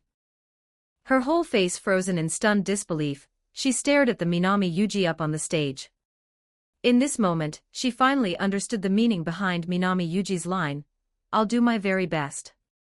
Because at the very least, right now, at this exact moment, the boy standing on top of that audition stage was practically glowing all over with a brilliant light. Like a true star. That blazing, blinding acting, as though he were trying to pour every last fragment of himself out into the performance, left even her, a Koyaku hailed as a genius, feeling somehow shabby and ashamed by comparison. And that much could be seen plainly enough from the audition venue itself, which had now fallen into complete and utter silence. Every single person watched, dead quiet, the Minami Yuji standing on the stage. In this moment, every last one of them was a captive. Captives belonging to Minami Yuji alone, captives of his acting. This really is. Sakurajima felt her throat go dry, too stunned to even know how to begin putting words to it. But just then, a sound rose up suddenly beside her. She turned her head reflexively, only to find, at some point she hadn't noticed, the red-haired Arima Kana's wine-red eyes brimming over with tears. Crystalline, perfectly clear teardrops. Right now they were spilling, one after another, from the corners of her eyes without pause. Kana-chan, you. Sakurajima felt a touch of confusion. Why was Arima Kana crying? Why was she wearing such a heartbroken expression? Wasn't she the one with a strong shot at landing the lead role? But that question soon enough found its answer. He really acts so well. Head tilted upward, tears spilling unstoppably from her eyes. For acting this incredible, how much hardship must he have endured, how many times must he have practiced, she said. Her usually babyish, cute voice had gone dry and hoarse, and she clutched tightly at the hem of her skirt. Hearing those words, Sakurajima went still, and a beat later, fell silent. She lifted her head, and looked at the Minami Yuji, at the center of the stage. Yes, that's right. He really does act so well. She, an actor herself, could scarcely even bear to imagine it. Acting of this caliber. How many times would a script have to have been paged through? How much blood, sweat, and effort would it have demanded? And yet, why? Why was it that someone who had worked this hard couldn't even receive the reward he so rightly deserved? Sakurajima-mai's gaze on Arima Kana softened. Up until now, her impression of Arima Kana had honestly been rather unremarkable. She'd thought of her as nothing more than a somewhat willful child. But now, at a moment like this, when everyone was busy being astonished by Minami Yuji's acting, she alone was crying for the sake of Minami Yuji, for the acting that had captivated this entire room, and even more so, was shedding tears for all the years of effort he had poured in, effort she felt was being so unfairly thrown away. You really are such a kind, gentle child, aren't you? In this moment, 10-year-old Sakurajima fulfilled the duty of an elder. She gently drew the inconsolably weeping Arima Kana into her embrace. Cry all you need to. But no matter how this ends up turning out, in this moment, this stage belongs to Yuji-kun. Watching that small little figure at the center of the audition stage, Sakurajima spoke those words softly and quietly. Chapter 9, Sudden Super Expansion. 1892 words. After the audition was over, Minami Yuji slung his small backpack onto his shoulders and headed alone in the direction of the parking lot. He looked up. Today's sunlight was a touch harsh on the eyes. He raised a hand. In the summer sky above, white contrails trailed long streaks across the open air. Minami Yuji let out a small sigh. Reality really wasn't a TV drama or an anime. After all, you couldn't have every single thing go your way. But it was fine, he supposed. He set his feet moving again. The pickup spot he'd agreed on with his agent was right around here. By the time of day, the other party ought to have already arrived. Minami Yuji. A voice suddenly rang out from behind him. HM. Minami Yuji turned his head reflexively. At some point he hadn't noticed, a figure had come to stand not far behind him. It was Arima Kana. She had probably jogged the whole way over. She was panting just a little. Minami Yuji was somewhat surprised. What are you doing here? Arima Kana opened her mouth, mumbling, seeming a touch self-conscious. I came looking for you. That's exactly what I'm asking about. Minami Yuji blinked his eyes. Why are you so invested in what's going on with me? If Arima Kana approaching him earlier had been her wanting to thank him for the heads-up he'd given her some days back, well, she'd already finished expressing that thanks to him. Wasn't that enough? Did she and he have any reason left to keep up an association going forward? At the end of the day, he wasn't exactly some red-hot popular koyaku. He spoke his reasoning out loud. What he hadn't expected, however, was that Arima Kana would instead widen those wine-red eyes of hers and look at him as though he were the strange one. What does that have to do with whether you're a red-hot koyaku or not? I came looking for you because I wanted to talk to you. A very simple answer. But it abruptly made Minami Yuji realize something. He'd seemingly been looking at every problem through an adult's mindset this whole time. Adults were a rather narrow-minded sort of creature. Always weighing success against failure, always tallying gains against losses. But for a child like Arima Kana, where in this world were there really all that many successes and failures, gains and losses? If you wanted to talk to someone, then you just went ahead and talked to them, no reason needed, and no need to weigh out any kind of profit or loss. A sudden sense of clarity opened up inside him. It would seem an anime heroine wasn't, in fact, quite as universally troublesome as he'd imagined. So he gave a smile and spoke up, pointing at the steps beside them, "Sit down and chat for a bit." "Okay." Taking out the handkerchief she carried with her, Arima Kana laid it down on the step and sat herself down. After a silent stretch, Arima Kana's voice beside him suddenly piped up again. "You. Minami Yuji, don't you feel sore about it?" Her voice took a very unnatural little detour midway through. "Ah, that, huh? If you really pressed me on it, yeah, I am a bit sore about it." Minami Yuji considered himself a fairly broad-minded sort of person. But he had, after all, put in the work. And in the end, not getting any kind of payoff for it, that really did leave him feeling a bit sore. "Right?" A hat bobbed cheerfully in front of his eyes. Arima Kana had clearly gotten interested too, her babyish little face leaning in of its own accord.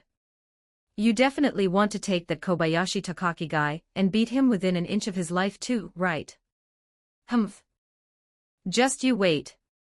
The next time I co-star with him, I'm going to teach him a serious lesson, and get you a little payback while I'm at it, OWWW." Arima Kana clutched her forehead, looking up with tear-brimmed eyes at Minami Yuji, who had just pulled his flicking finger away from her brow. "What did you do that for? Don't go doing something stupid like that." He felt a bit speechless and drew his hand back. "What do you mean, stupid? That backdoor dealing guy did all that to you. Are you really able to just put up with it?" Arima Kana's tone was rather heavy. She couldn't begin to understand why Minami Yuji would even stop her. Clearly, that guy was basically. Backdoor dealings are backdoor dealings, Kobayashi Takaki is Kobayashi Takaki. Minami Yuji waved his hand. Kobayashi Takaki was just a little boy of around 8 years old. What did an 8-year-old kid even know about backdoor dealings? The ones actually running things were the capital backing him from behind the scenes. Can't go up against the capital backing the other side, so as a result you take it out on an 8-year-old boy. TCH. After all, he had lived through 2 lifetimes, he really couldn't bring himself to do something like that. And more importantly than that. Isn't work pretty important to you, Arima? Minami Yuji's voice rose. Sitting at the edge of the steps, Arima Kana froze, then lifted her head, and caught sight of Minami Yuji's face just in time. It was still that same calm expression. Those dignified, crystal-clear eyes were fixed on her without so much as a blink. Yes. In the original story, Arima Kana's popularity would begin sliding downhill from this point forward, her work offers would dwindle further and further, the mother who hoped to see her become a star would grow more and more on edge with each passing day, and in the end, her father, unable to take any more of his wife's neuroticism, would have an affair, and the once intact family would fall apart because of it. So work offers for the Arima Kana of right now ought to be enormously important. Making a scene on a filming site, bullying a fellow koyaku working the same set, that would only further drag down the industry's evaluation of the Arima Kana brand name. As a reliable adult, he couldn't, and wouldn't ever, let his own affairs drag Arima Kana down with him. That would be an extremely irresponsible thing to do. Just as Minami Yuji was about to say something more, a voice abruptly rang out. "Hold on a sec. First, turn your face that way over there." The out-of-nowhere demand left Minami Yuji blanking for a moment. Still, he did as Arima Kana asked and turned his face toward the other direction. Meanwhile, Arima Kana brushed the strands of hair by her ear upward while simultaneously clamping a hand over her own mouth. The reason was simple. Because if she didn't do this, she was afraid she really might suddenly leap to her feet, and start spinning around in circles out of sheer delight. What was this? What was this? This guy was actually this cute. On the surface earlier he'd looked all reluctant, his whole face like he didn't want to talk to her at all. But it turns out his whole head was full of nothing but thinking about me. Not wanting to drag me down, thinking things through for my sake. This basically counts as a love confession already, doesn't it? The mere 8-year-old Arima Kana did not actually understand what love confessions or liking someone really meant. The only thing she did understand was this. Right now she really, really wanted to laugh. But can't laugh. Can't laugh. Arima Kana. The more it's a moment like this, the more you have to keep your usual composure. She made an effort to settle her own feelings down. And then she turned her head and spoke in a tone of carefully feigned indifference. So that's how it is. Yeah, What's with that expression on your face? Minami Yuji, who had been about to answer her, was somewhat taken aback. Because the Arima Kana in front of him had an expression that was just way too weird. The corners of her mouth were twitching wildly while her eyebrows were jammed down hard, which left that adorable baby fat little face of hers looking especially strained. Still. Whatever. Minami Yuji raised his head and looked over. At this moment, a black advertising vehicle emblazoned with the lettering Northern was parked just outside the lot. That was exactly the car the Northern Koyaku agency had sent to pick him up. Brushing the dust off his pants, he stood up. After all, he didn't have that Japanese habit of carrying a handkerchief around with him. That thing was purely a tissue you could get a few extra uses out of, and once it got dirty you still had to wash it. A massive pain. It had to be said, Arima Kana really was a proper, qualified Koyaku. Although she felt a bit reluctant to part, she still stood up, the index fingers of both hands poking against each other bit by bit. Minami Yuji. It's, that. She fidgeted as she spoke. Through the course of this exchange, she had more or less worked out a little bit of Minami Yuji's personality, and figured out there were certain things he probably couldn't bring himself to say. So this time, she'd be the one to.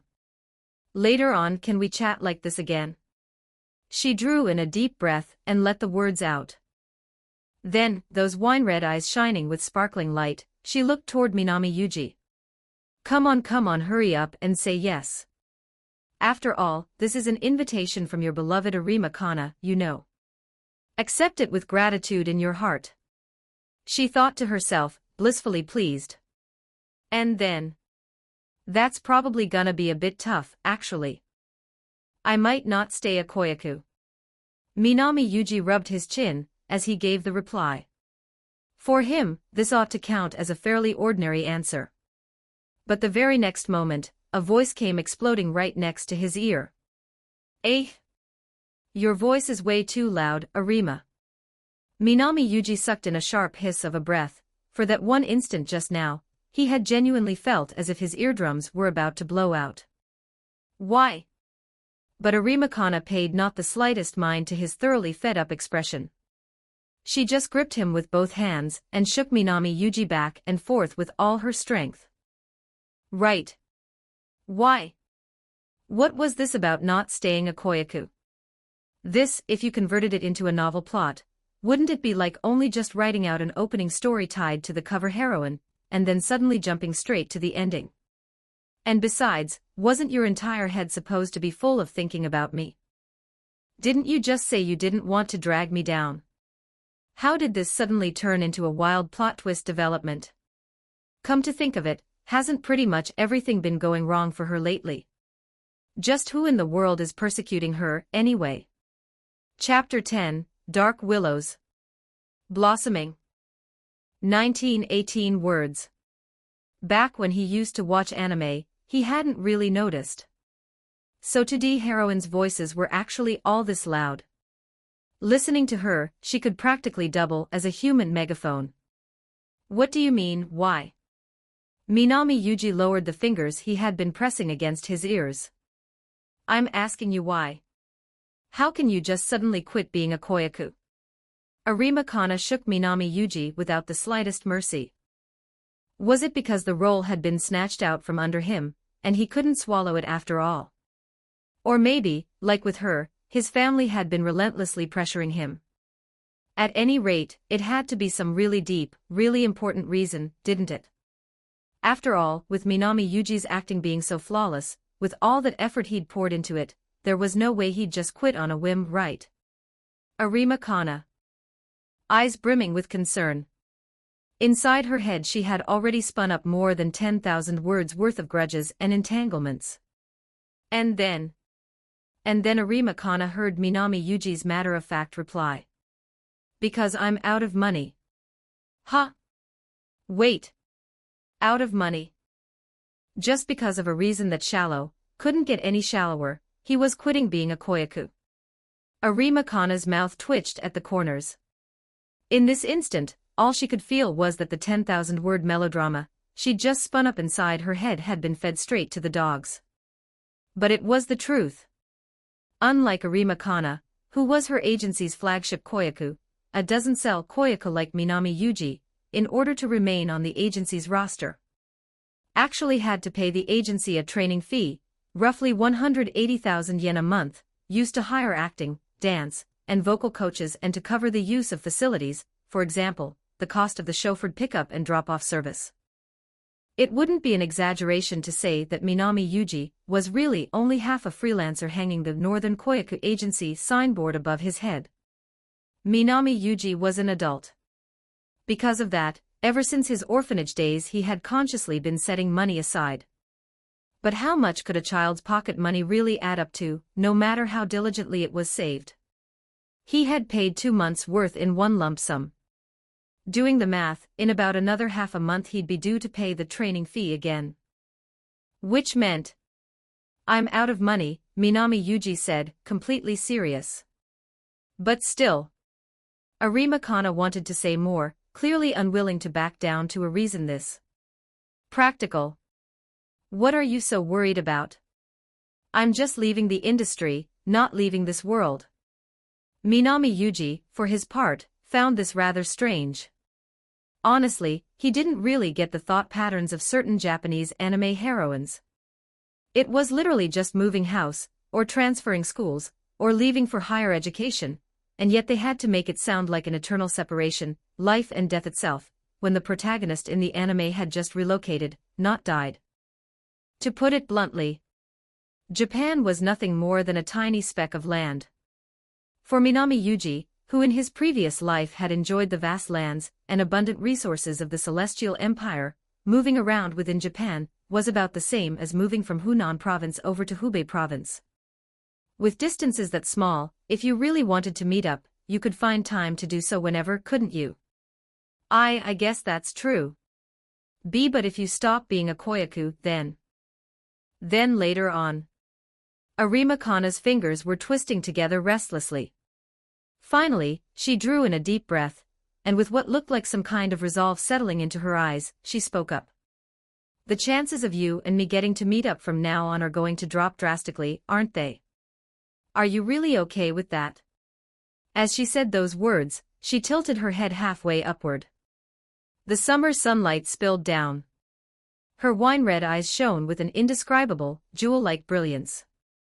Bathed in the sunlight, that little face with its baby-fat cheeks looked, in this very moment, like something to be cherished. Even the most steel-hearted person, upon seeing such a sight, would surely have their heart soften with reluctance, wouldn't they? And yet... It's no problem at all, Minami Yuji said. I'm asking you why. Arima Kana truly could not hold the expression on her face together any longer. Wait. Replying in a split second was one thing. But replying without the slightest hesitation, too. You jerk, do you not even have a human heart inside you? Seriously, how can that mouth of yours spit out something so ice-cold? She wanted to demand it of him sharply. But to her surprise, Minami Yuji was the one looking back at her strangely. Why are you so worked up?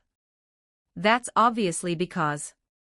Before Arima Kana could finish, Minami Yuji cut her off on his own initiative. Think about it, even if I kept working in the koyaku industry, the number of times we'd actually meet wouldn't really go up that much, would it? You're your agency's flagship koyaku, so your schedule has to be tight as anything, right? And as a headliner, the number of commercial, promotional events you have to do can't be small either, right? Ugh. At the end of the day, a top-name koyaku like you and an outside koyaku like me are basically never going to get many chances to work together, are we? What's with that face? As Minami Yuji kept talking, he noticed that Arima Kana had gone from her initial face full of agitation, gradually settled down, and now had ended up at twitching mouth corners, staring at him with a face full of speechlessness. I just suddenly realized something. You jerk, in every sense of the word, you're way too realistic, aren't you? Adjusting the hat on her head, Arima Kana let out a speechless ha. Yes, children's emotions were basically all driven by feeling. Yet from his initial announcement of quitting the koyaku life all the way through to this analysis just now, Minami Yuji was so rational it was as though he weren't even in the same age bracket as her. If anything, it made her feel like she was the idiot, the one who could only gasp and overreact. But it worked, didn't it? You've calmed down now, haven't you? Bewilderment surfacing on her cute little face, Arima Kana looked up. Only then did she discover that Minami Yuji was stretching lazily, eyes narrowed into thin slits, smiling at her. To be honest, before she'd chased after him to find Minami Yuji just now, her mood really had been quite terrible. She had kept thinking, over and over. A koyaku like Minami Yuji, who had helped her, who had polished his own acting again and again, why was it that he, of all people, couldn't receive the results he so rightly deserved? Wasn't that just way too unfair? So she really couldn't accept it at all. It was as though a ball of fire were burning fiercely inside her chest, leaving her irritable and stifled. And yet, now, she gently rested her palm against her chest. Every last bit of that anxiety had, in the course of that conversation she'd just had with Minami Yuji, vanished as though it had been a lie all along. Could it be that he had planned out, from the very start, how to comfort her? That would just be way too. She opened her mouth, looking at the Minami Yuji standing in front of her. You've. All right, it's just about time, and we can't keep the driver waiting any longer. Minami Yuji smiled, turning as he cut her words short. Let's meet again sometime, when there's a chance. The mind of an 8-year-old child was very easily affected by the emotions of others. And in the original work, Arima Kana herself was a delicately strung emotional creature, very easily swayed by other people. As a mentally mature adult, Minami Yuji had no desire to let his own circumstances end up affecting her emotional state. After all, unlike him, an adult, Arima Kana still had a very long road ahead of her. Stepping forward, Minami Yuji walked toward the Northern Koyaku Agency's vehicle without a moment's hesitation.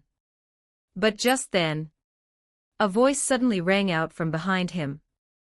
It was Arima Kana's voice. Minami Yuji. His footsteps came to a stop. No matter what anyone else says. She drew in a breath. And then let it out. You're acting. It really is amazing. I love it so much. I'm going to keep working hard. For your share too. Minami Yuji. His footsteps lifted up once more, and he gave a smiling shake of his head. Looked like he had stuck his nose in where it wasn't needed. This anime heroine known as Arima Kana seemed to be far stronger than he had imagined.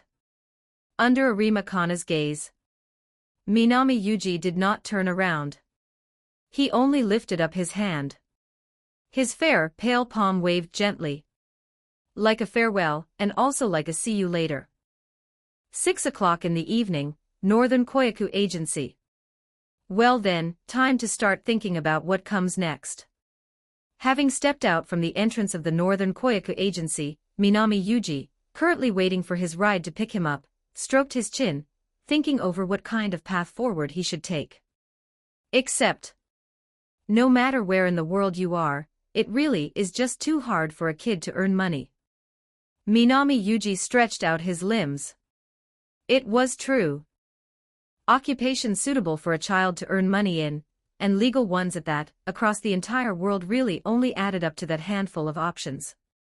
Still, it was all right, because he had long since anticipated this kind of situation. So this mature adult had a contingency plan already prepared. A competent adult never staked the entirety of his way forward on just a single road. Since this Koyaku route to making money wasn't going to work, then he would figure out a way to take a different one. For example, moonlighting as that one girl's private tutor would actually be pretty decent. He muttered to himself, just about to make up his mind, when a breathless female voice suddenly came from up ahead. "Excuse me, do you have a moment to chat?" "Little Yuji." Minami Yuji instinctively raised his head. What greeted his eyes was a woman with delicate, lovely features, and her flax-colored hair. Likely picking up on Minami Yuji's gaze, the flax-haired woman drew in a deep breath and managed to force out a smile. "Ah. Don't be scared. This is actually what I do for a living." As she said this, she fished a business card out of her pocket and held it out to him. Minami Yuji took the card and gave it a quick once-over. On it, printed in bold black lettering, was the following: Ichigo Production. Saito Miyako. H.M. Minami Yuji blinked. If this mature adult's memory was serving him correctly, wasn't this the agency that the blonde scumbag with the Hoshino surname from Oshi no Ko belonged to? Chapter 11, Because I Am the Modern Strongest. 2,139 words. Ever since 2 years ago, when their flagship idol Ai Hoshino had her chest pierced through by a knife in the hands of an enraged fan. How exactly had she gotten herself through the days that followed? Saito Miyako had already forgotten. Or rather, she simply did not want to look back on that bitter stretch of time at all. Honestly, Bikomachi's disbandment had actually been the relatively good outcome. After that, the producers and major production companies that had originally been working with Ai Hoshino came knocking one after another, taking a hardline stance as they negotiated to terminate their contracts. Bowing in apology, agreeing to the cancellations. What had once been a red-hot idol girl group dissipated into the mist in the blink of an eye. The cursing and grudge-bearing from fans online were actually still the milder side of it. There had even been extreme fans of Ai Hoshino who, through one means or another, tracked down Ichigo Productions' real-world location. They didn't just splash paint, feces, and other filth across the agency's front door, they specifically left death threats behind as well. After all, in those fans' eyes, Ichigo Production, as her agency, had failed to fulfill its duty of properly protecting its own talent. That one fact alone was already enough for them to point fingers and curse the agency behind its back. But for Saito Miyako, the thing she found most impossible to accept wasn't any of those insults or accusations, it was her husband. Her husband, Saito Ichigo, after Ai Hoshino's passing, had been so deeply struck by the blow that he simply vanished into thin air, disappearing completely.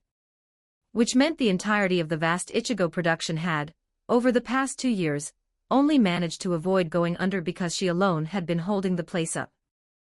And even so, Saito Miyako had not forgotten the dream she had shared with her husband, Saito Ichigo. To keep Ichigo production running, and at the same time, to once again step onto the stage of the Tokyo Dome. For the sake of that, she had truly swallowed no small measure of hardship. But how on earth could someone of Ai Hoshino's caliber ever be stumbled upon as easily as in one of those "whoa, found you. Oh dear, you found me" kind of scenes? And yet today, she had truly, genuinely felt it. Truly, genuinely found it. A prodigy on par with Ai, no. If you talked only about acting alone, perhaps not even Ai herself could stand shoulder to shoulder with this one. Calling back to mind that performance she had witnessed at the audition, a performance powerful enough to throw every other auditioning koyaku into the shade. Even Saito Miyako's own heart began to grow worked up. Both hands on the steering wheel of the car, her flax-colored eyes stole a quiet glance toward the rearview mirror. There, in the back seat of her car. Right at this moment, a small boy was sitting in that back seat. His jet-black short hair was thick as a jungle, and amid those strands of cascading short hair was tucked a small, delicately handsome little face as pale and clean as the bright moon. Of all of it, the thing that most drew Saito Miyako's attention was probably the other party's eyes. If Ai Hoshino was a white hole, one that could radiate her own brilliance to its very utmost extreme, then the calm, deep, gleaming black in this child's eyes was a black hole, capable of drawing everyone's gaze toward it whether they willed it or not. And as for his looks, there was no need to even mention it, they were truly far too good. Saito Miyako marveled at him from the bottom of her heart. She could be said to have been knocking around the entertainment industry for quite a long time. And she'd seen no shortage of beautifully featured children. But on the front of pure looks alone, the only person she knew of who could share equal honors with him was probably Ai Hoshino's son, Aqua Hoshino. And besides, what in the world was up with this kid? Returning her attention to the road conditions, Saito Miyako only had to think back on what had happened earlier for the corners of her mouth to start twitching uncontrollably. Rewinding the clock to a little earlier. Hello there. I'm Saito Miyako from Ichigo Production. Saito Miyako, having proactively offered her business card forward, put on a kindly smile and lowered her body, deliberately keeping her line of sight level with the other parties. After all, the one in front of her was just a little kid. A gesture like this could close the distance just a bit, and keep him from feeling flustered or wary. But what Saito Miyako had not anticipated was the other party's reaction. That handsome, adorable little face didn't show the slightest trace of being flustered. He even blinked his eyes a couple of times and spoke up with utter bluntness. Poaching? Cough, cough, cough, cough. Because that line of his had been so direct it might as well have jabbed straight down her windpipe. It left Saito Miyako, who had long since prepared a whole set of persuasive talking points, choking and coughing on the spot. No, that's not, She opened her mouth a touch, waving a palm through the air, wanting at least to squeeze in a couple of words of explanation. After all, within the industry, poaching was a genuine taboo, calling it a flat-out act of provocation wouldn't even be an overstatement. If the Northern Koyaku agency caught wind of this, the other side would likely fly into a rage over it, and a small agency like Ichigo Production had no way of bearing the brunt of that kind of fury.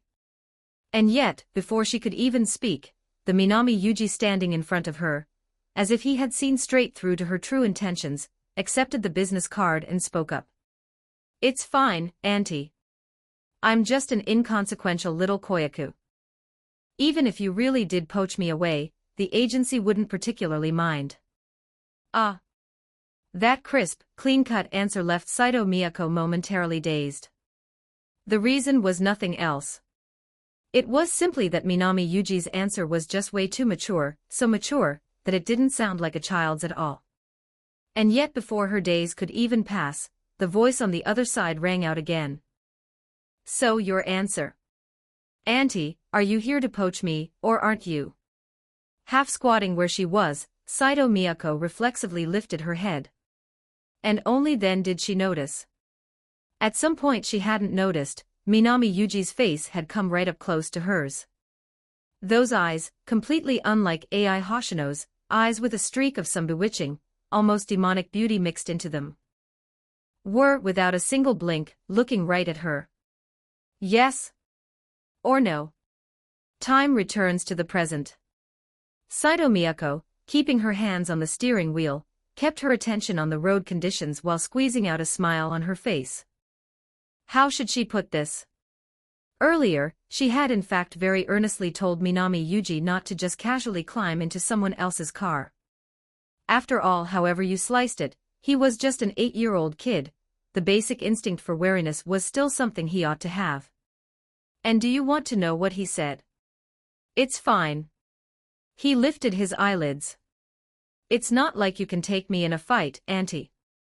That just about choked Saito Miyako to death. Setting aside, for now, the whole auntie form of address, just that completely unguarded attitude all by itself was already a problem, wasn't it? What in the world did he mean by "it's not like you can take me in a fight"? A little kid your size, one slap from me, and you'd be begging me not to make you cry. With no real way around it, at this moment all she could do was shake her head and speak up. Minami Yuji-kun. I really should give your guardian a call after all, and have at least a brief face-to-face talk, don't you think? The procedure for a Koyaku wanting to jump from one agency to another wasn't actually all that complicated. First, the Koyaku's file had to be transferred from the previous agency over to the current one. Second was the guardian's signature and personal seal. And of these, the most important was the guardian's signature and seal. That thing carried legal force, since in a certain sense a Koyaku was a responsible party, who did not yet possess civil legal capacity. If you didn't obtain parental consent, and just went and made off with someone else's child, should the other side decide to pursue the matter, you'd be up against a court case. Saito Miyako, for whom this was already a first-time poaching to begin with, most certainly did not want to be saddled with some inexplicable lawsuit.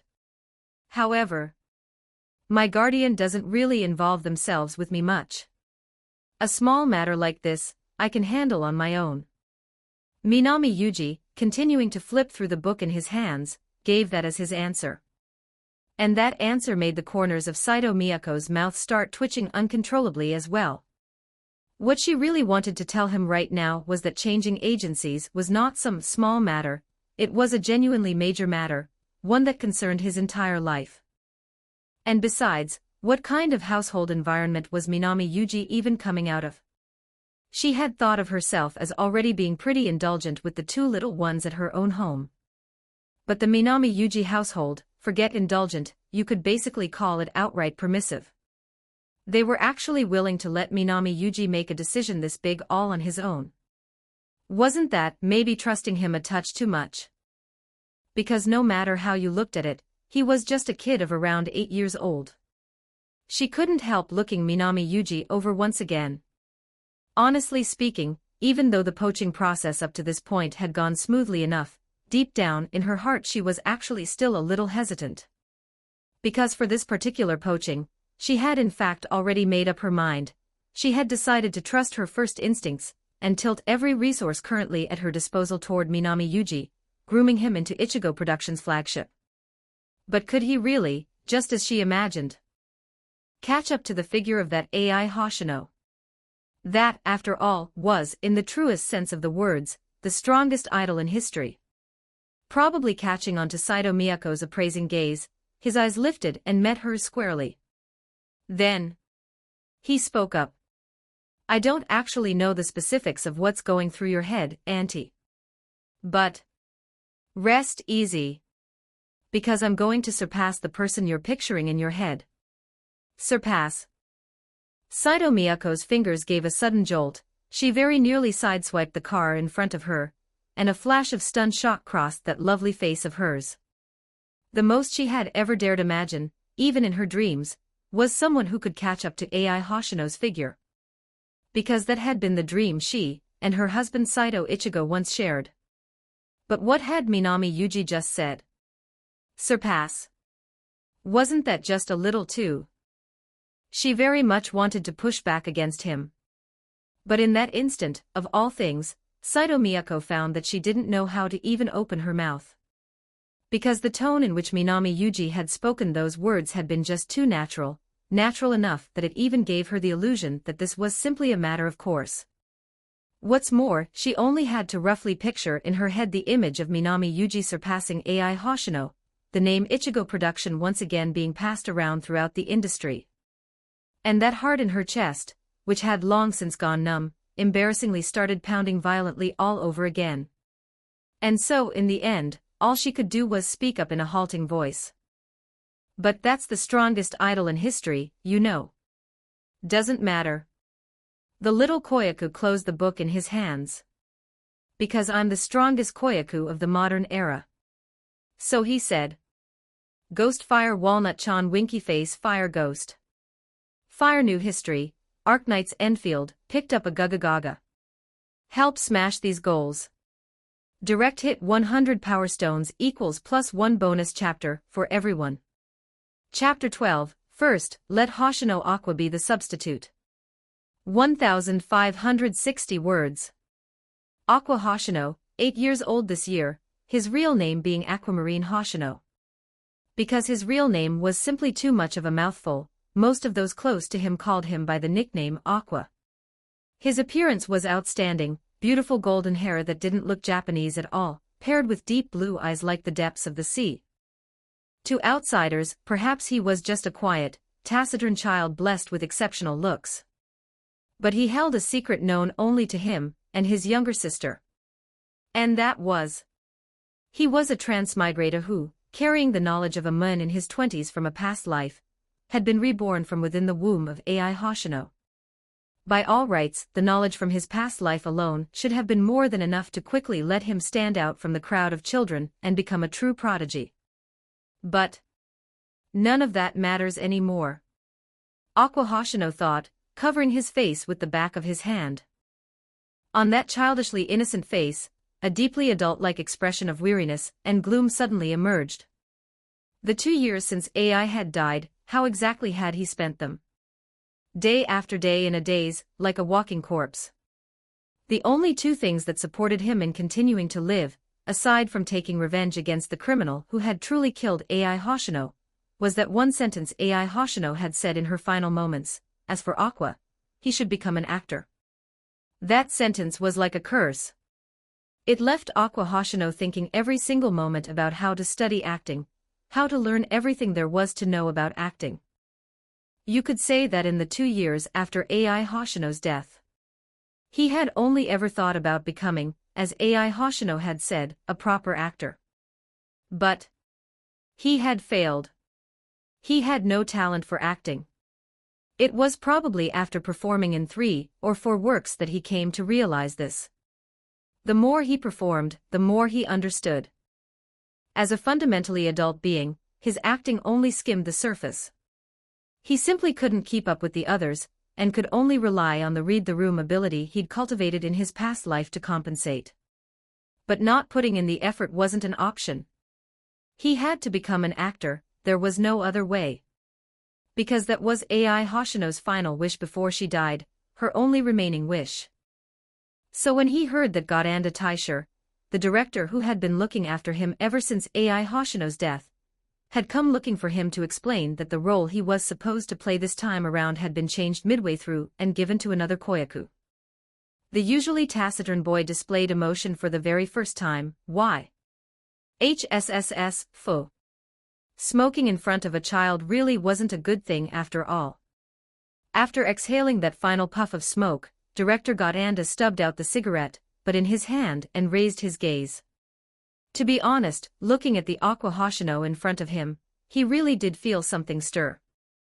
The original Aqua Hoshino, while not particularly fond of speaking and quite precocious, would still show emotion from time to time. But after Ai Hoshino's death, the boy had grown silent and withdrawn, hiding even his emotions entirely. So seeing him able to express emotion like this now, his heart actually felt somewhat at ease. Still, about the role, huh?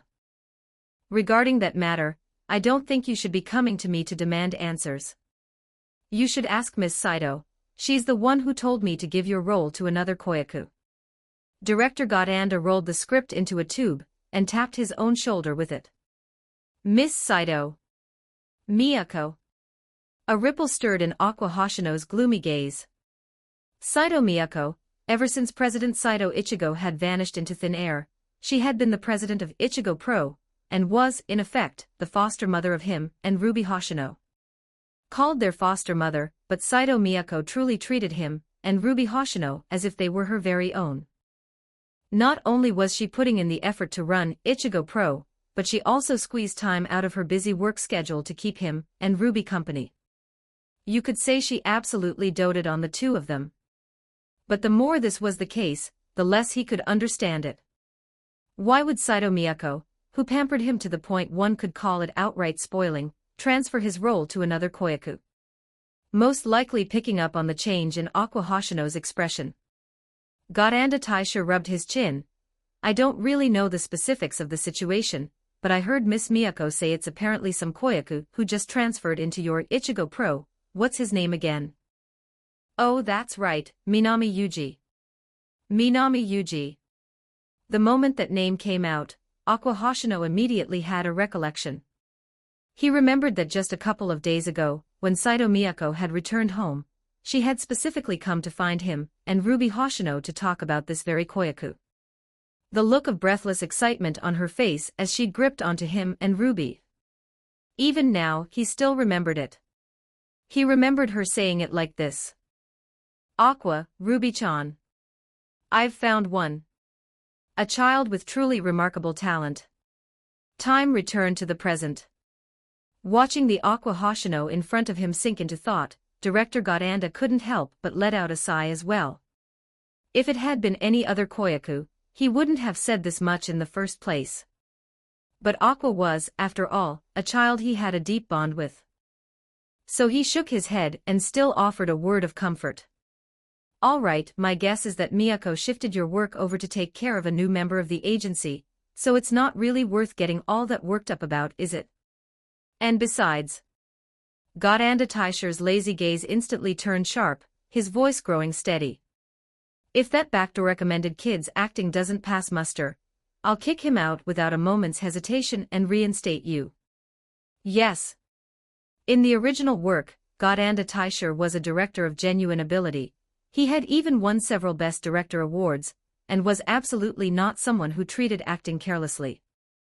The reason he had kept casting Aqua Hoshino in his productions was partly because of the boy's handsome features, but fundamentally because Aqua Hoshino was quite useful.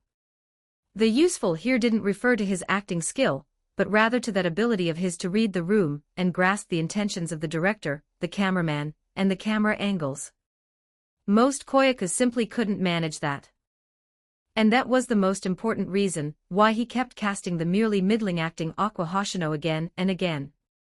So, his productions would absolutely never be done half-heartedly. Though this time the 11th hour casting change was a matter of saving Saito Miyako's face. But if the newly assigned Koyaku's performance fell short of his expectations, he wouldn't show a shred of mercy. He'd kick the boy out and put Aqua Hoshino back in. After having someone send the now silent Aqua Hoshino off to wait in the makeup tent. Godanda Taisher let out a heavy sigh, lit up another cigarette, and then spoke toward the ornamental shrubbery beside him. All right, Miss Miyako, Aqua's already gone. The moment those words came out, the shrubbery beside him immediately stirred. The sound of footsteps rose. It was none other than Saito Miyako, her face full of apology. I'm truly sorry for making you do something so unpleasant, Director Godanda. You said it. Godanda Taisher took a heavy drag of his cigarette, something like this, you really should have given the precocious kid, Aqua Hoshino, a heads up beforehand. Ah, well. I'm really sorry. Saito Miyako pressed her hands together in apology. How should I put it, the moment I see that look on the boy's face, I'd probably waver right then and there. As Aqua and Ruby's foster mother, the moment she saw the two of them looking dispirited, her heart would soften beyond measure, and she'd unconsciously agree to their conditions. So you made me play the bad guy instead, is that it? Godanda Taisher was rather speechless. He had pretty much figured one thing out, this whole Ichigo Pro agency family really did treat him as a convenient tool. But whatever. He didn't bother dwelling on it any further, and got straight to the point. The previously easy, casual tone vanished, replaced by a near-interrogative seriousness. What I'm about to say might come off as a bit disrespectful to your face, Miss Miyako, but I still want to ask. Pho. That Koyaku you found, is he really more useful than the precocious kid? Yes. He really was a bit curious. This Minami Yuji, what kind of magic did he possess? To actually make Saito Miyako willing, for his sake, to turn her own foster son Aqua Hoshino into his understudy. Ghost fire here, Walnut-chan fire ghost. Fire new history, Arknight's Enfield, picked up a gaga gaga. We have set new community milestones. Direct hit 100 Power Stones equals +1 bonus chapter for all readers. Chapter 13, Will Win. 1,716 words. Godanda Taisher's words came without the slightest hesitation. From this alone, you could see just how seriously he took his work. If that koyaka named Minami Yuji's performance turned out to be unsatisfactory, then he really was planning to kick him out and swap in someone else. After all, although Aqua Hoshino's role wasn't as important as the lead, it was still a significant supporting role with actual lines. Those were heavy words. Even Saito Miyako could sense just how serious the other party was being. She couldn't help taking a step back. But very quickly she realized this move of hers wasn't quite appropriate. After all, she was Minami Yuji's recommender, and at a moment like this, she absolutely could not afford to show weakness no matter what she said. So she drew in a deep breath, took a step forward, and lifted up that lovely face of hers. Please rest assured, Director Godanda, Yuji-kun absolutely won't let you down. Just as she said this, her voice paused for a beat, but she steeled her resolve and continued on. Because going off my years of experience running an agency, his potential is enough to rival AI. ? Godanda Taisher couldn't help raising his head. He was so taken aback that he didn't even notice his cigarette was on the verge of burning his hand. Wait, no. What did she just say? Rival AI Hoshino. As a director of genuine skill, Godanda Taisher possessed a pair of eyes capable of discovering stars. From the very first instant he laid eyes on AI Hoshino, he had already been certain, the woman in front of him, despite occupying the very lowest position in the industry as an idol, was without question the kind of person who could sell. The facts that followed proved it too. She really did sell, and she sold massively at that, even securing a spot to perform at the Tokyo Dome. The Tokyo Dome, a lot of people probably don't have a clear sense of what that means. To put it roughly, it's a stage that only national-level figures get to step onto, the legitimate, top-of-the-mountain stage of the Japanese music industry. Without exception, those who had managed to step onto this stage in the past were basically the very best of Japan's music scene. For example, AKB48, Nagazaka 46, and other national-level idol groups of Japan. And as for AI Hoshino, practically by her own efforts alone, she'd led the utterly unknown Bikamachi to fight their way out of the pack and secure performance rights at the Dome, qualifications like that would seem unrealistic even if you dropped them into a novel or anime. But what was Saito Miyako saying right now? Rival AI Hoshino. TSK. Seriously, did she really think people like AI Hoshino were wholesale cabbages, the kind you could just casually yank up out of the dirt one at a time?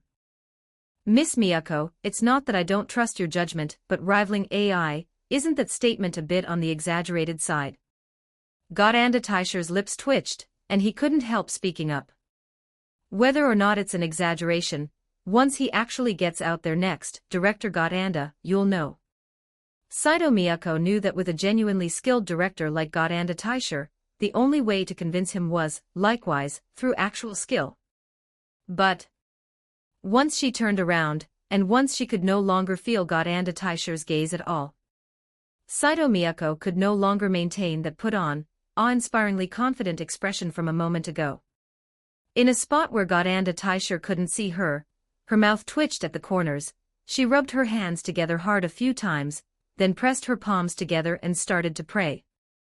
Please, oh great Yuji deity, I've already talked things up that big, whatever you do, don't let me down later, okay? Whatever you do, don't let me down. Just as she was preparing to offer up another sincere round of prayer, a voice came drifting over. What are you doing? Saito Miyako reflexively looked up. It was none other than Minami Yuji. At this moment, he was flipping through the script in his hand while looking at her with a thoroughly puzzled expression. Yuji-kun. You absolutely have to give it your all, okay? Auntie has staked everything on you, you know. Saito Miyako's hands gripped Minami Yuji's shoulders tightly. Not only had she handed her own foster son's role over to Minami Yuji, she'd also gone and made grand declarations right in front of Godanda Taisher. The pressure on her right now could only be described as enormous. I see, rival AI Hoshino. That's probably going to be pretty difficult. After hearing her words, Minami Yuji spoke up. That unexpected statement drew a sound of surprise even from Saito Miyako. After all, she clearly remembered that yesterday's Minami Yuji had been quite confident. How had he suddenly lost his confidence today? But very quickly, he gave her the answer.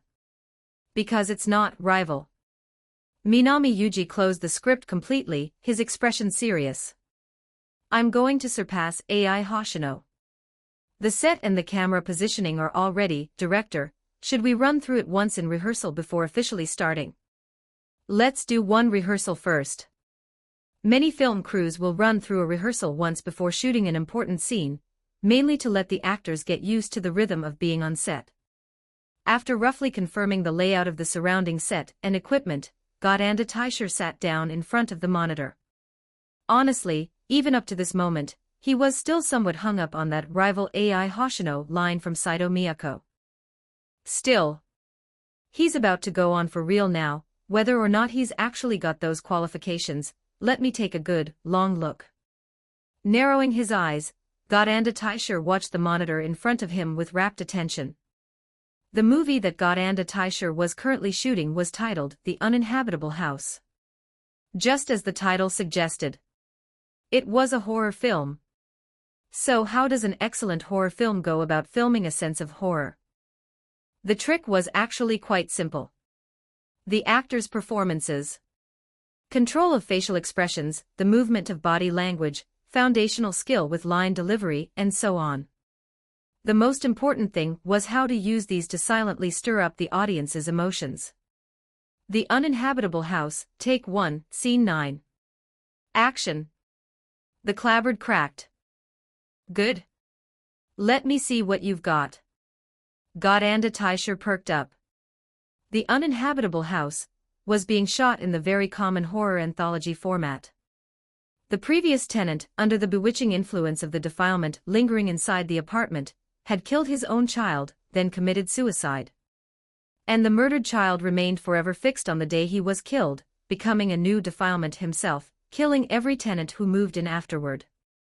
The scene right now was the very first scene of the victim, Kana, moving into the apartment. The incandescent light was clicked on, signaling that a character had entered the room. The gap between the vase and the photo frame formed a small little frame, wrapping around the actress who appeared on camera playing Kana. This was a technique commonly used in many horror film shoots. Environment greater than character, letting the viewer get the sensation of being wrapped up by the surroundings, and of being secretly watched by someone. Kana, having just finished work, was sitting at the table chatting and laughing with her boyfriend. Combined with the bright glow of the incandescent lamp overhead, everything looked so warm and kindly. Not bad. Godanda Taisher nodded inwardly. The pacing was good, and the foundational line delivery from the actress playing Kana was solid too.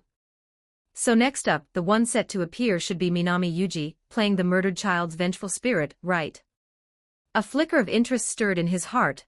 With a touch of ease in his gaze, he looked toward the doorway of the room. Then, he realized something was off. The relaxed and pleasant mood he'd had just a second ago was almost the very instant the camera on the monitor swung toward the doorway, enveloped by an indescribable kind of terror. There inside that small little monitor. A white humanoid figure, no.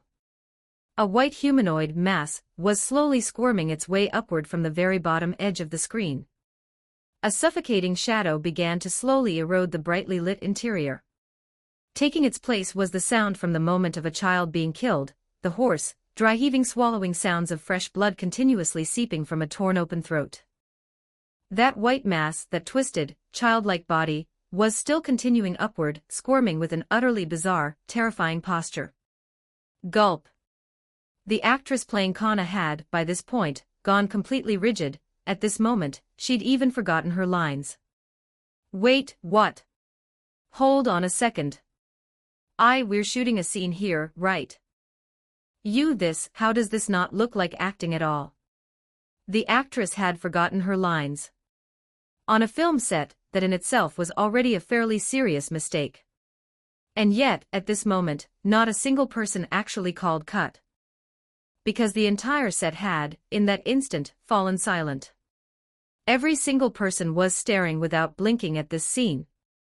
And the sounds coming from the monitor, the thin, delicate horror of a child's voice, struggling and in pain from having his throat pierced through, along with that twisted, freakish writhing and crawling posture, made even Godanda Taisher, watching from offset in front of the monitor, feel a piercing chill come surging up his spine.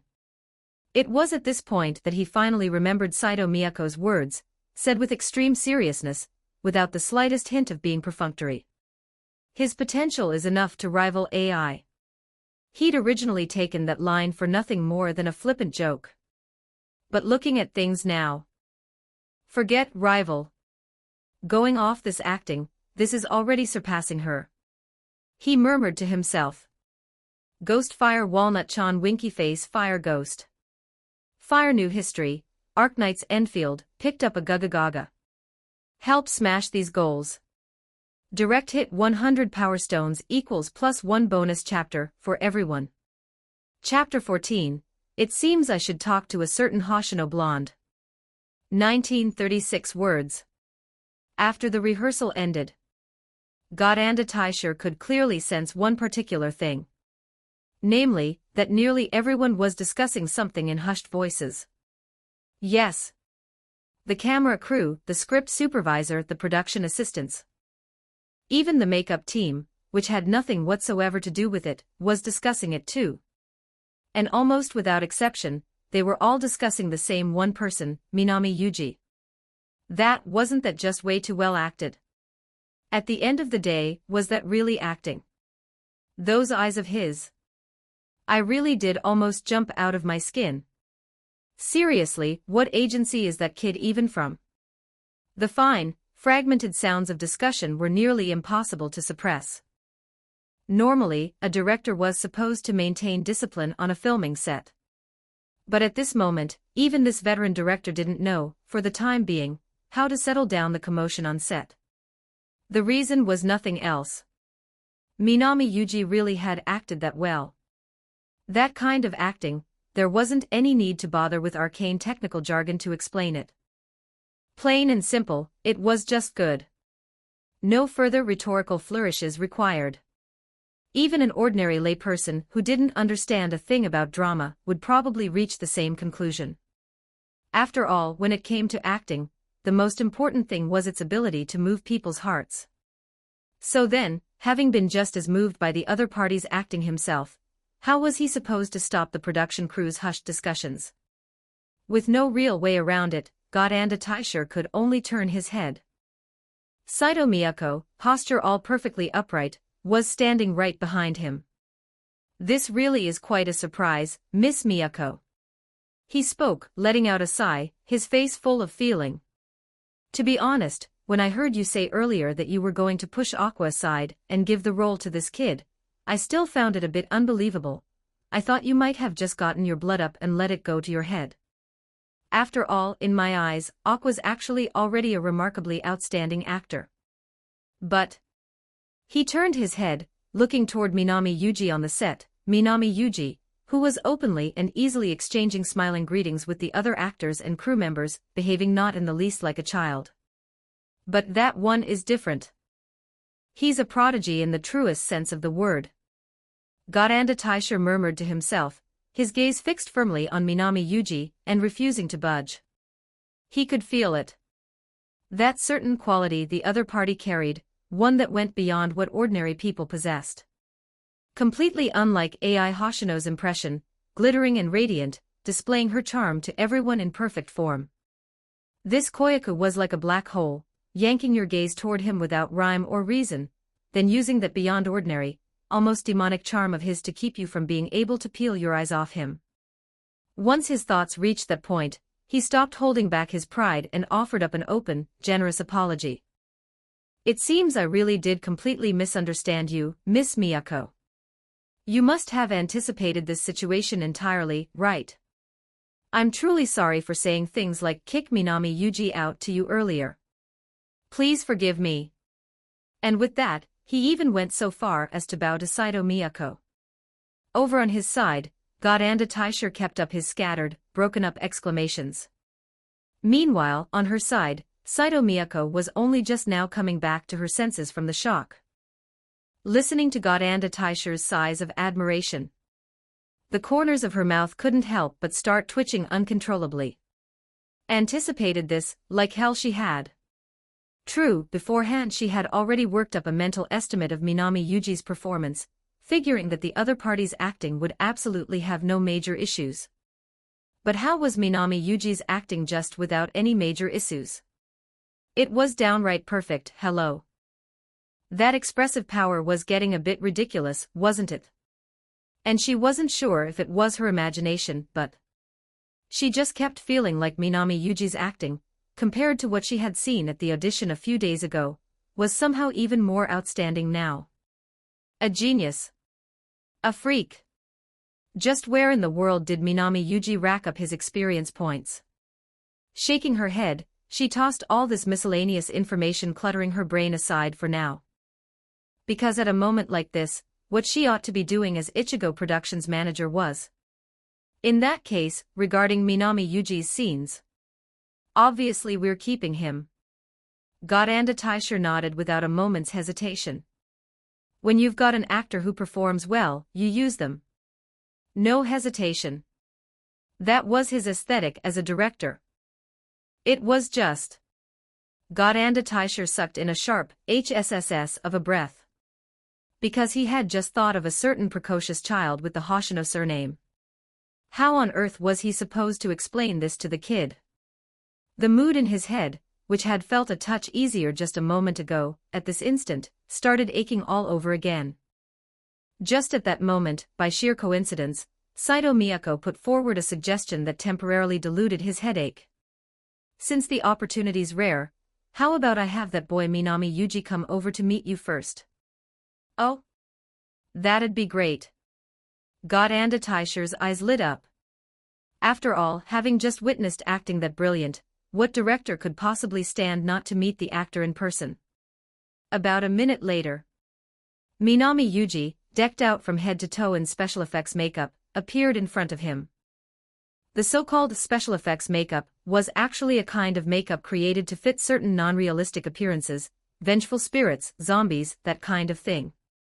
And because the child vengeful spirit Minami Yuji was set to play had a sickly pale skin tone all over his body, the makeup work had to put in serious effort, and I mean really serious effort.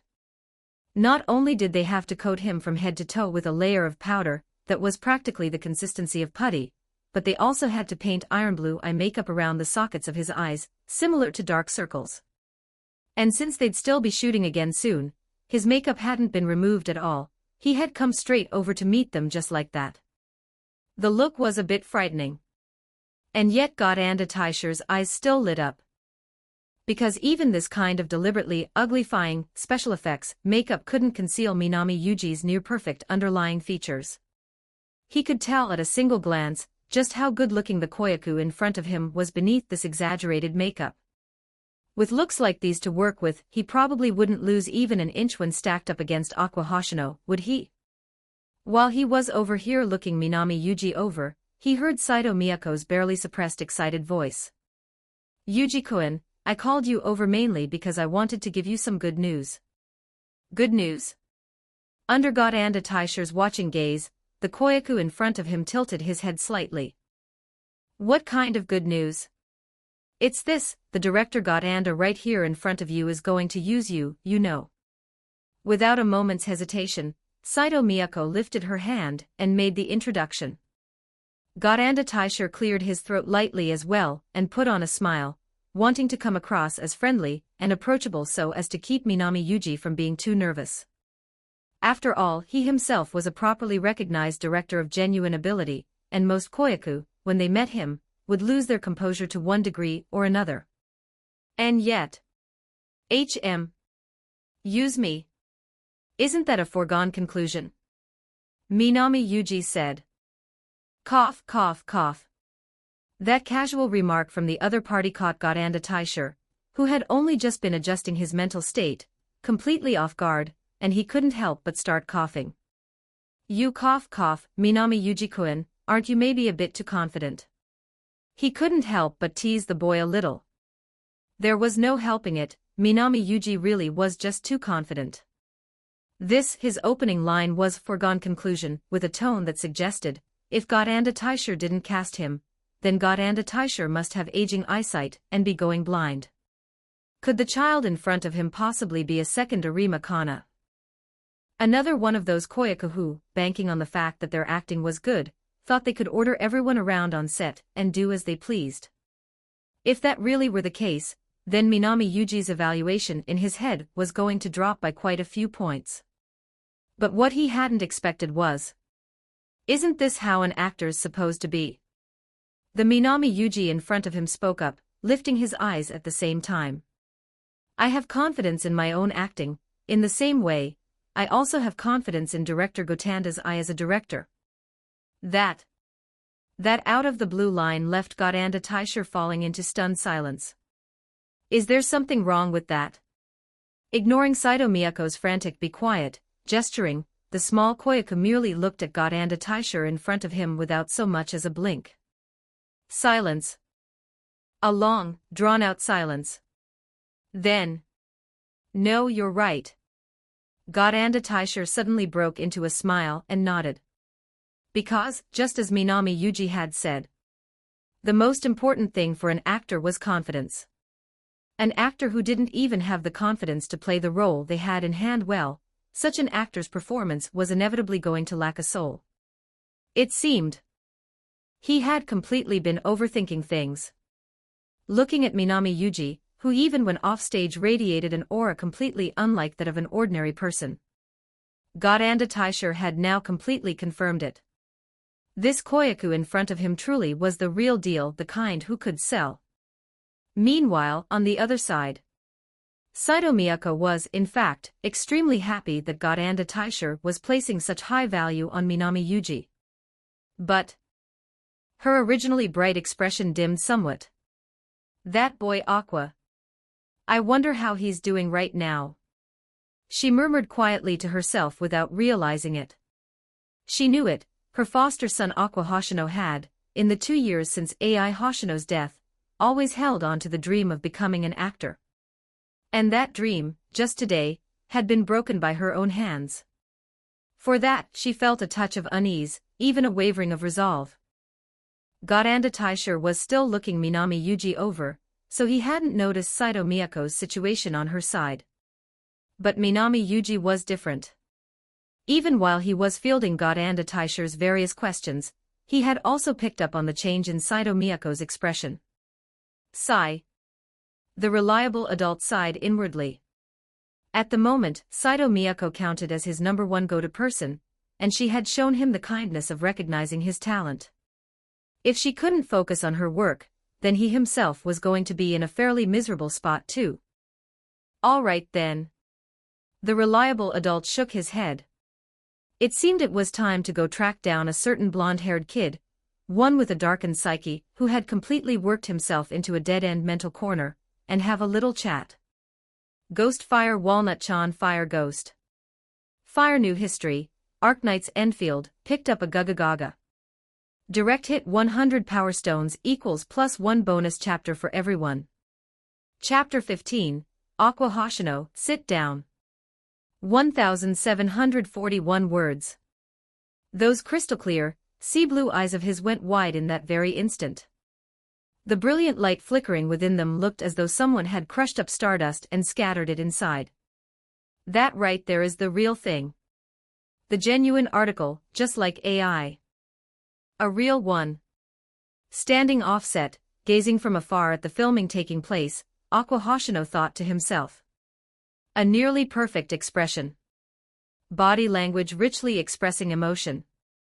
Emotional control with not even half a hint of the stage fright so characteristic of koyaku. This was the real thing. Without a single doubt, the real thing. But at the same time, Aqua Hoshino didn't say a word, he simply lowered his head. His fingernails dug deep into his own flesh, bringing with them a faint sting of pain. From within his chest welled up a searing, tearing emotion of pain, enough to make his ribcage convulse. Aqua Hoshino knew. This emotion was called bitter, unwilling resentment. Yes. As a transmigrator carrying the memories of 2 lifetimes, he felt genuinely happy from the bottom of his heart that his foster mother Saito Miyako had found such a talent. But at the same time, deep inside, he also felt a strong, unwilling resentment. That was simply human nature. After all, any actor who saw acting on the level of Minami Yuji's would probably feel the same emotion welling up in their heart, that he was simply far too good at it. To say nothing of Aqua Hoshino, who had been putting in just as much effort, and could only get this far. Looks like I'm going to have to disappoint AI. On that handsome, adorable little face of Aqua Hoshino's there remained that same calm, expressionless look as ever, and yet that was what he was thinking. Ichigo Pro was just a small agency. The work opportunities they could land for their koyaku were even fewer and farther between. In the past, the reason had been that the agency simply didn't have a suitable koyaku. Which was why Saito Miyako had tilted every single resource onto him. But now a prodigy of Minami Yuji's caliber had shown up. Practically without needing to think about it, going forward, Saito Miyako was absolutely going to tilt every last resource Ichigo Pro had onto Minami Yuji. The resources that had belonged to him would, in all likelihood, all be taken away by Minami Yuji. But that, too, was perfectly normal. After all, for the Ichigo Pro of right now, that was the best possible outcome. Aqua Hoshino shook his head. About this, he actually didn't have any objection. After all, his own talent as an actor wasn't all that outstanding. That was a fact he had gradually come to accept over the past 2 years. And the industry was simply like that. Those without talent making way for those with talent, it was a matter of course. It was just. I guess there's still a bit of unwillingness left after all, huh, AI? Taking out his phone, tapping the screen awake, he looked at the black-haired girl on it wearing that perfect smile. Aqua Hoshino drew in a deep breath, softly apologized to the person in the photograph, then put the phone away and headed in the direction of the rest room. As for the matter of becoming an actor, let it end here. This was the choice Aqua Hoshino had made, the one he felt was rational, the one he felt was reasonable. But the very instant he stepped into the staff rest room, those originally bright blue eyes were, in an instant, swallowed up by pitch-black darkness. Aqua Hoshino fished out another phone, a pink one, from within his coat. Unlike the smartphone from earlier. This one was an old-model flip phone, with a Bikomachi merchandise charm hanging off of it. And what came next had nothing to do with being an actor. Aqua Hoshino placed his finger atop the 9 key of the flip phone, silently trying to unlock it. He absolutely had to find that person, the one who had leaked AI Hoshino's residence, the one who, even now, was still living so comfortably within the industry. A sinister, vicious look, one that didn't belong on a child's face, flashed across his features for an instant. And then, he absolutely had to make that person die amid endless torment. Click. Click. Click. With every press of a button, Aqua Hoshino felt a sensation, as though something were about to come heaving up out of his stomach. Because with every single button press, his mind would, without his even meaning to, drag him right back to that day. The day AI died. It hurt so much. The more he pressed the buttons, the more his fingertips could feel the sensation of AI's warm, sticky blood. It was unbearable. It was sickening. But this was enough. His eyes were savage. This wasn't just the process of hunting down AI Hoshino's murderer. At the very same time, it was also a form of torment he was inflicting on himself. He hated himself. Why couldn't he save AI?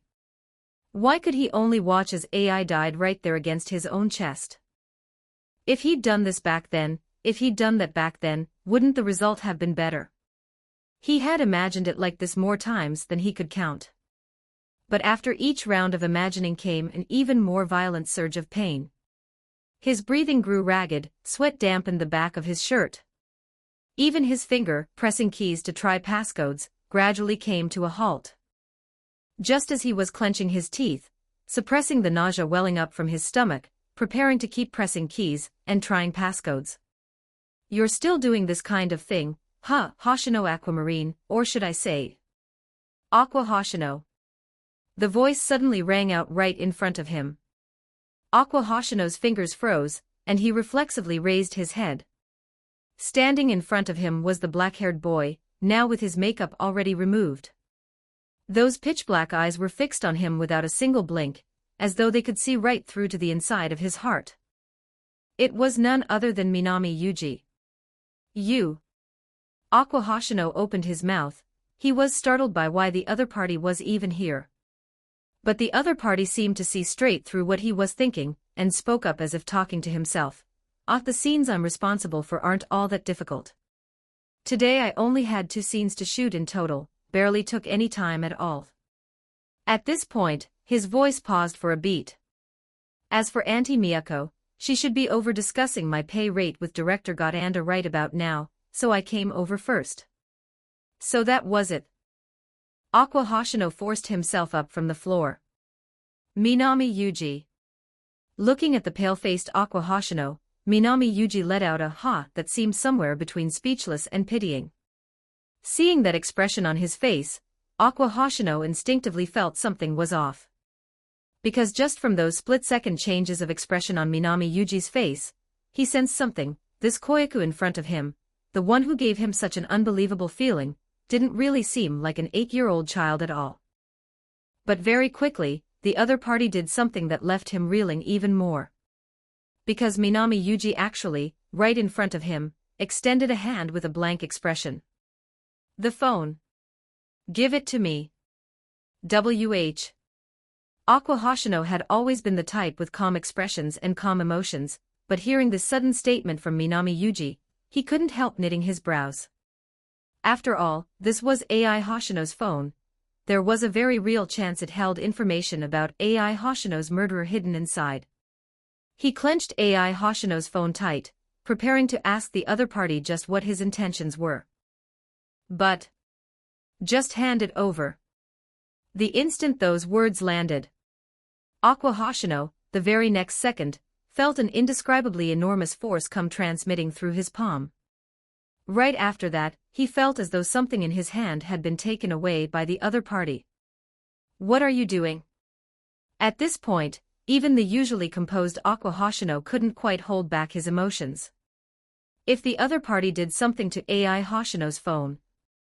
The moment that possibility crossed his mind, Aqua Hoshino, almost without a second's hesitation, stepped forward, intending to take action.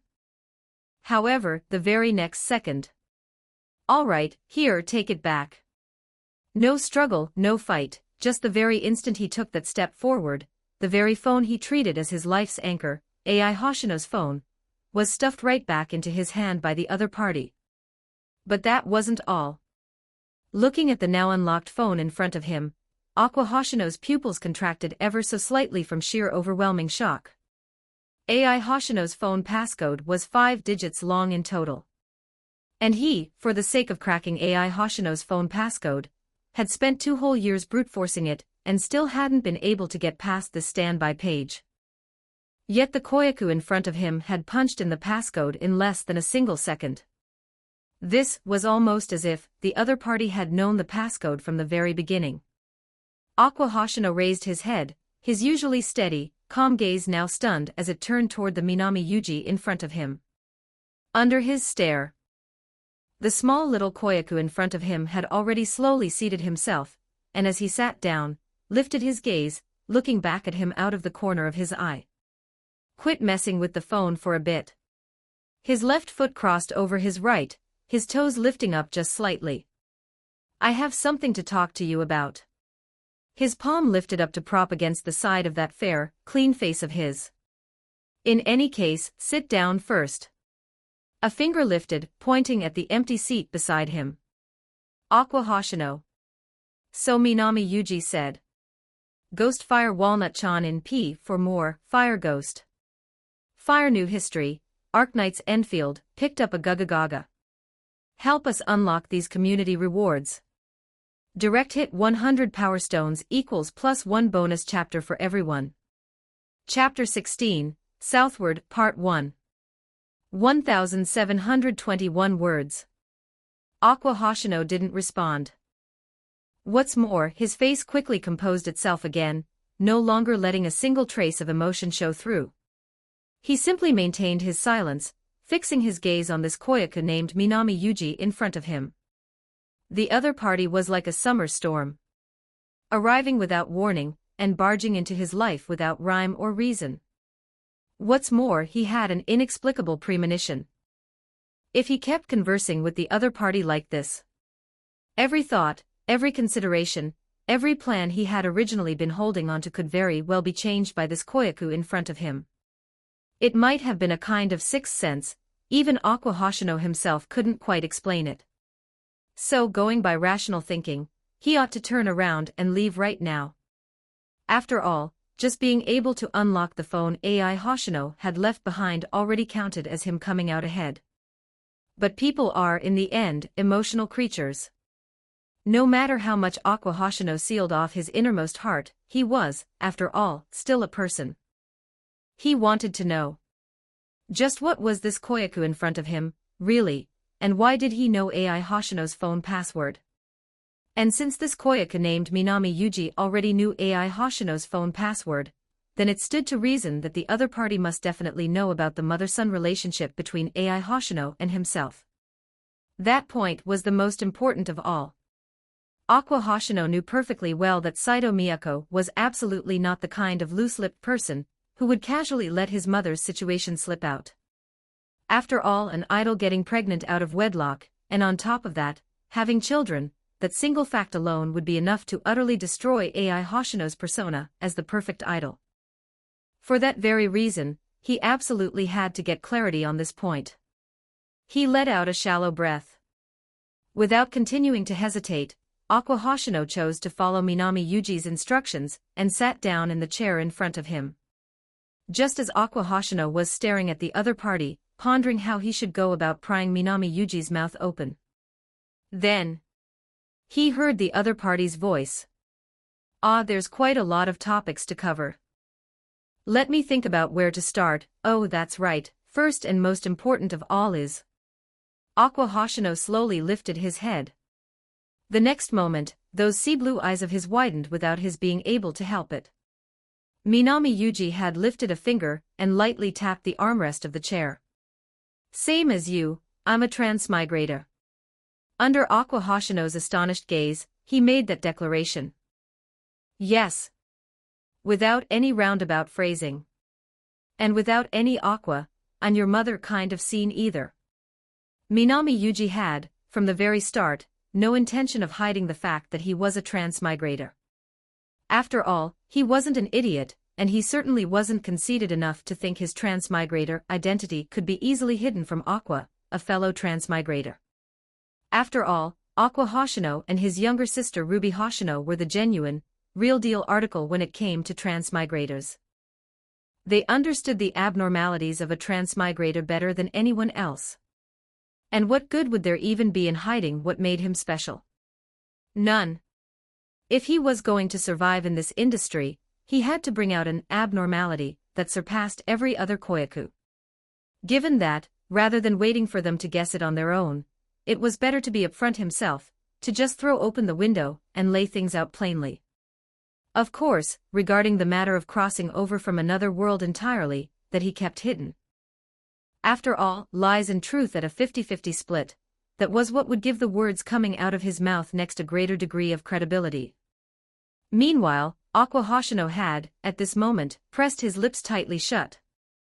Unlike the indifferent expression he was still maintaining on the surface, the inside of his heart had already churned up tremendous waves and crashing surf. A transmigrator. The same as me and Ruby. No.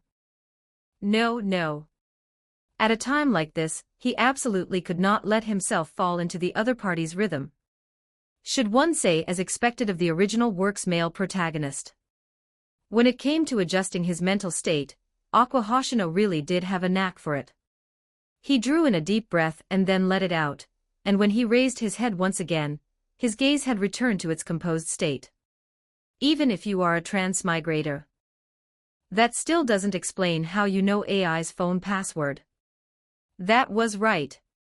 Even if the other party was a transmigrator, that didn't explain a single thing. For instance, how exactly did Minami Yuji come to know AI Hoshino's phone password? Or for another instance, how did he know about the mother-son relationship between himself and AI Hoshino? Those 2 points were, in the end, high walls that the thin explanation of transmigrator simply could not climb over. He posed his questions and stared intently at Minami Yuji.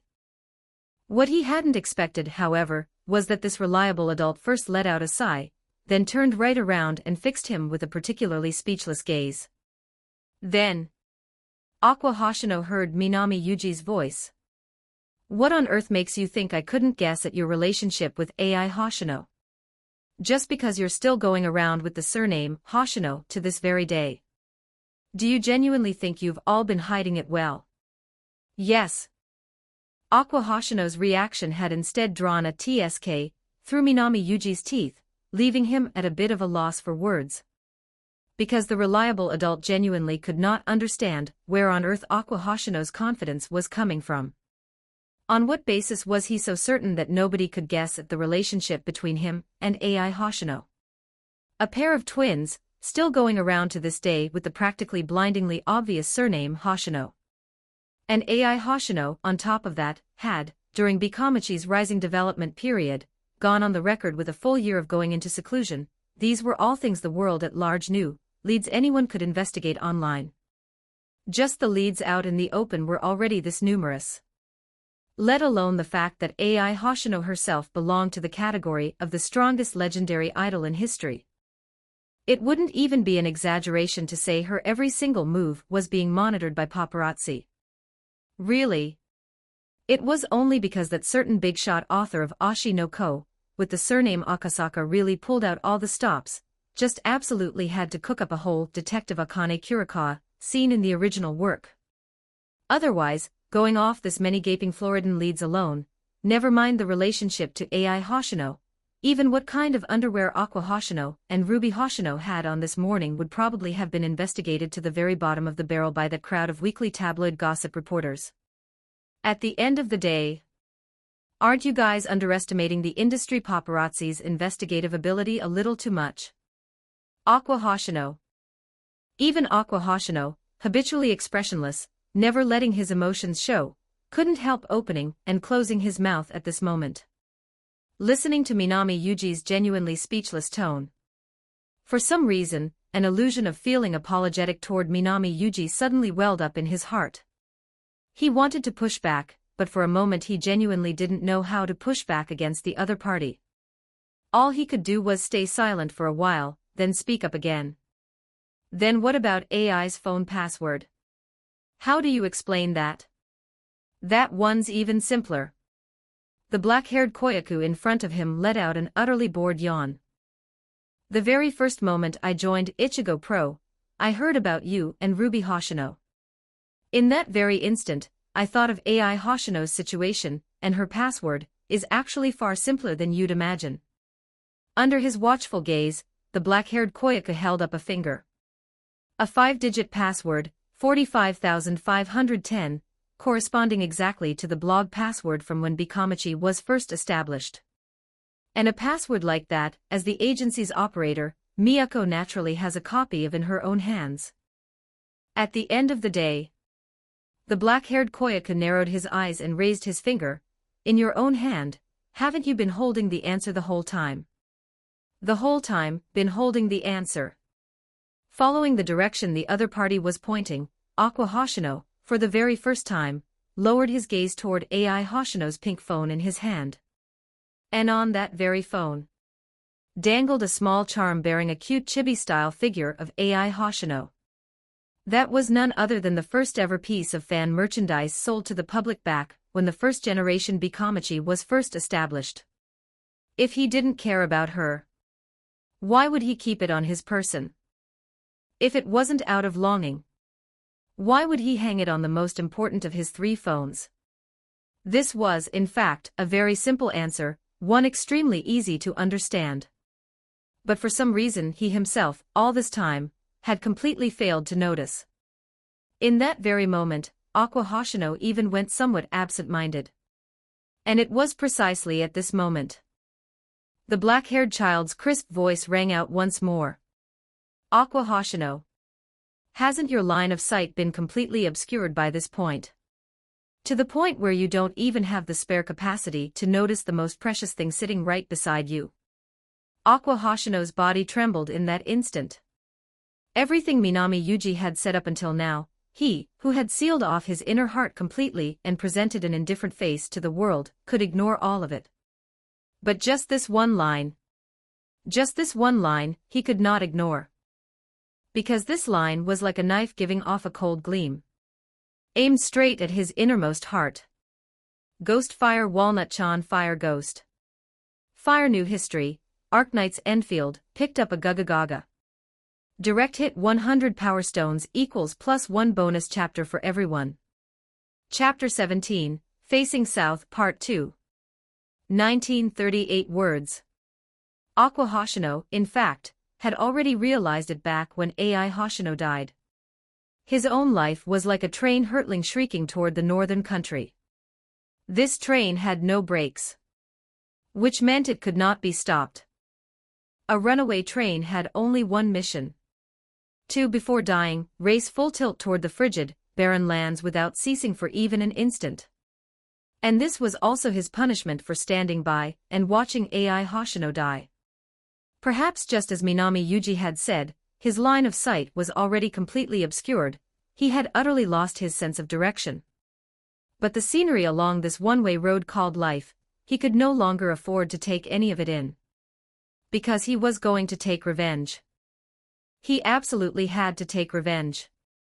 No matter how much time, no matter how much energy this act would cost him. For that reason, I have no choice but to do whatever it takes. I have to find AI's murderer. I have to find that bastard. Aqua Hoshino spoke up in a voice that sounded on the verge of throwing up, the view in front of his eyes feeling like it was warping. At his fingertips, the warm, sticky sensation of fresh blood surfaced once again. Sweat seeped out from his back. This was a fairly severe PTSD reaction. Normally a PTSD reaction shouldn't be triggered that easily by another person's mere couple of sentences. But Minami Yuji's words were simply far too lethal where he was concerned. It was practically picking at his wounds with a knife, and worse, one stab wasn't enough, the knife had to be pulled out and shoved back in again. But so what? Aqua Hoshino lifted his head, wiped the drool at the corner of his mouth, and unsteadily pushed himself up to his feet. His small little body was as drenched with sweat as if he'd just been pulled out of a tub of water. Yet the look in those eyes beneath his bangs was unspeakably gloomy. Paired with that face twisted from extreme pain, never mind a child, even an adult would probably be terrified by such an expression. Telling me all this, is it because you want to laugh at me? Are you trying to say I'm doing it wrong? Yes. The other party had deliberately shown up in front of him, and deliberately stirred his emotions up. If the goal had been to whip him into an emotional state, then even he had no choice but to admit it, the other party had genuinely succeeded, and on top of that, succeeded thoroughly and completely. And yet, no. I have no interest in stirring up your emotions. Likewise, I don't have any objection at all to the path you've chosen, taking revenge for your mother.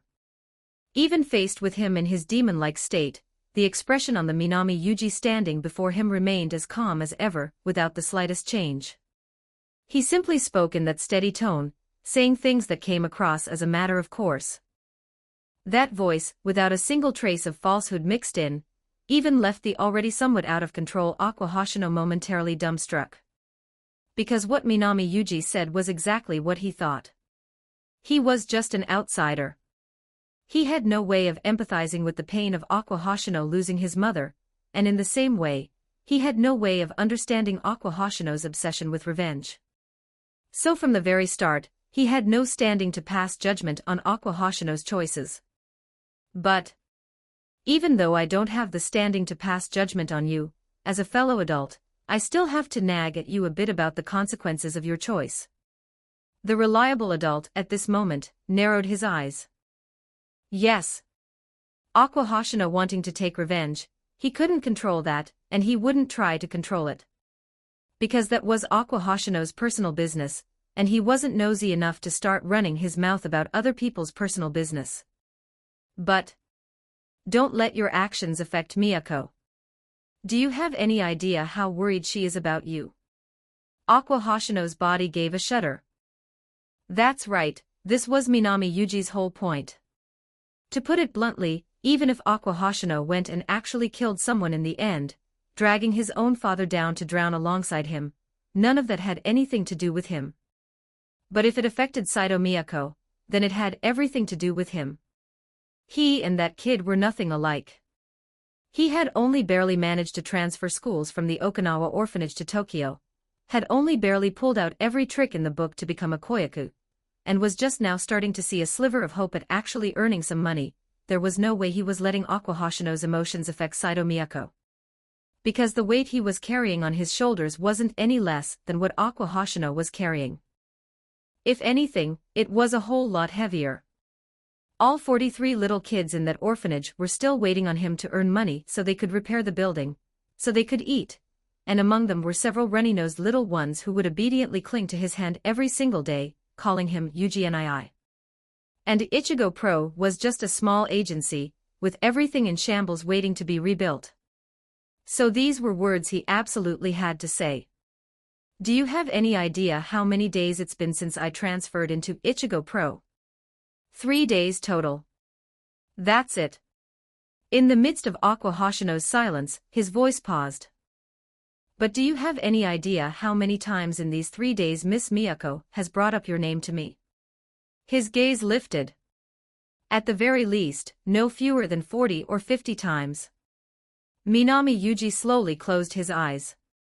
Even now he still remembered the look on Saito Miyako's face, the one she wore even while driving, worrying about the taciturn Aqua Hoshino.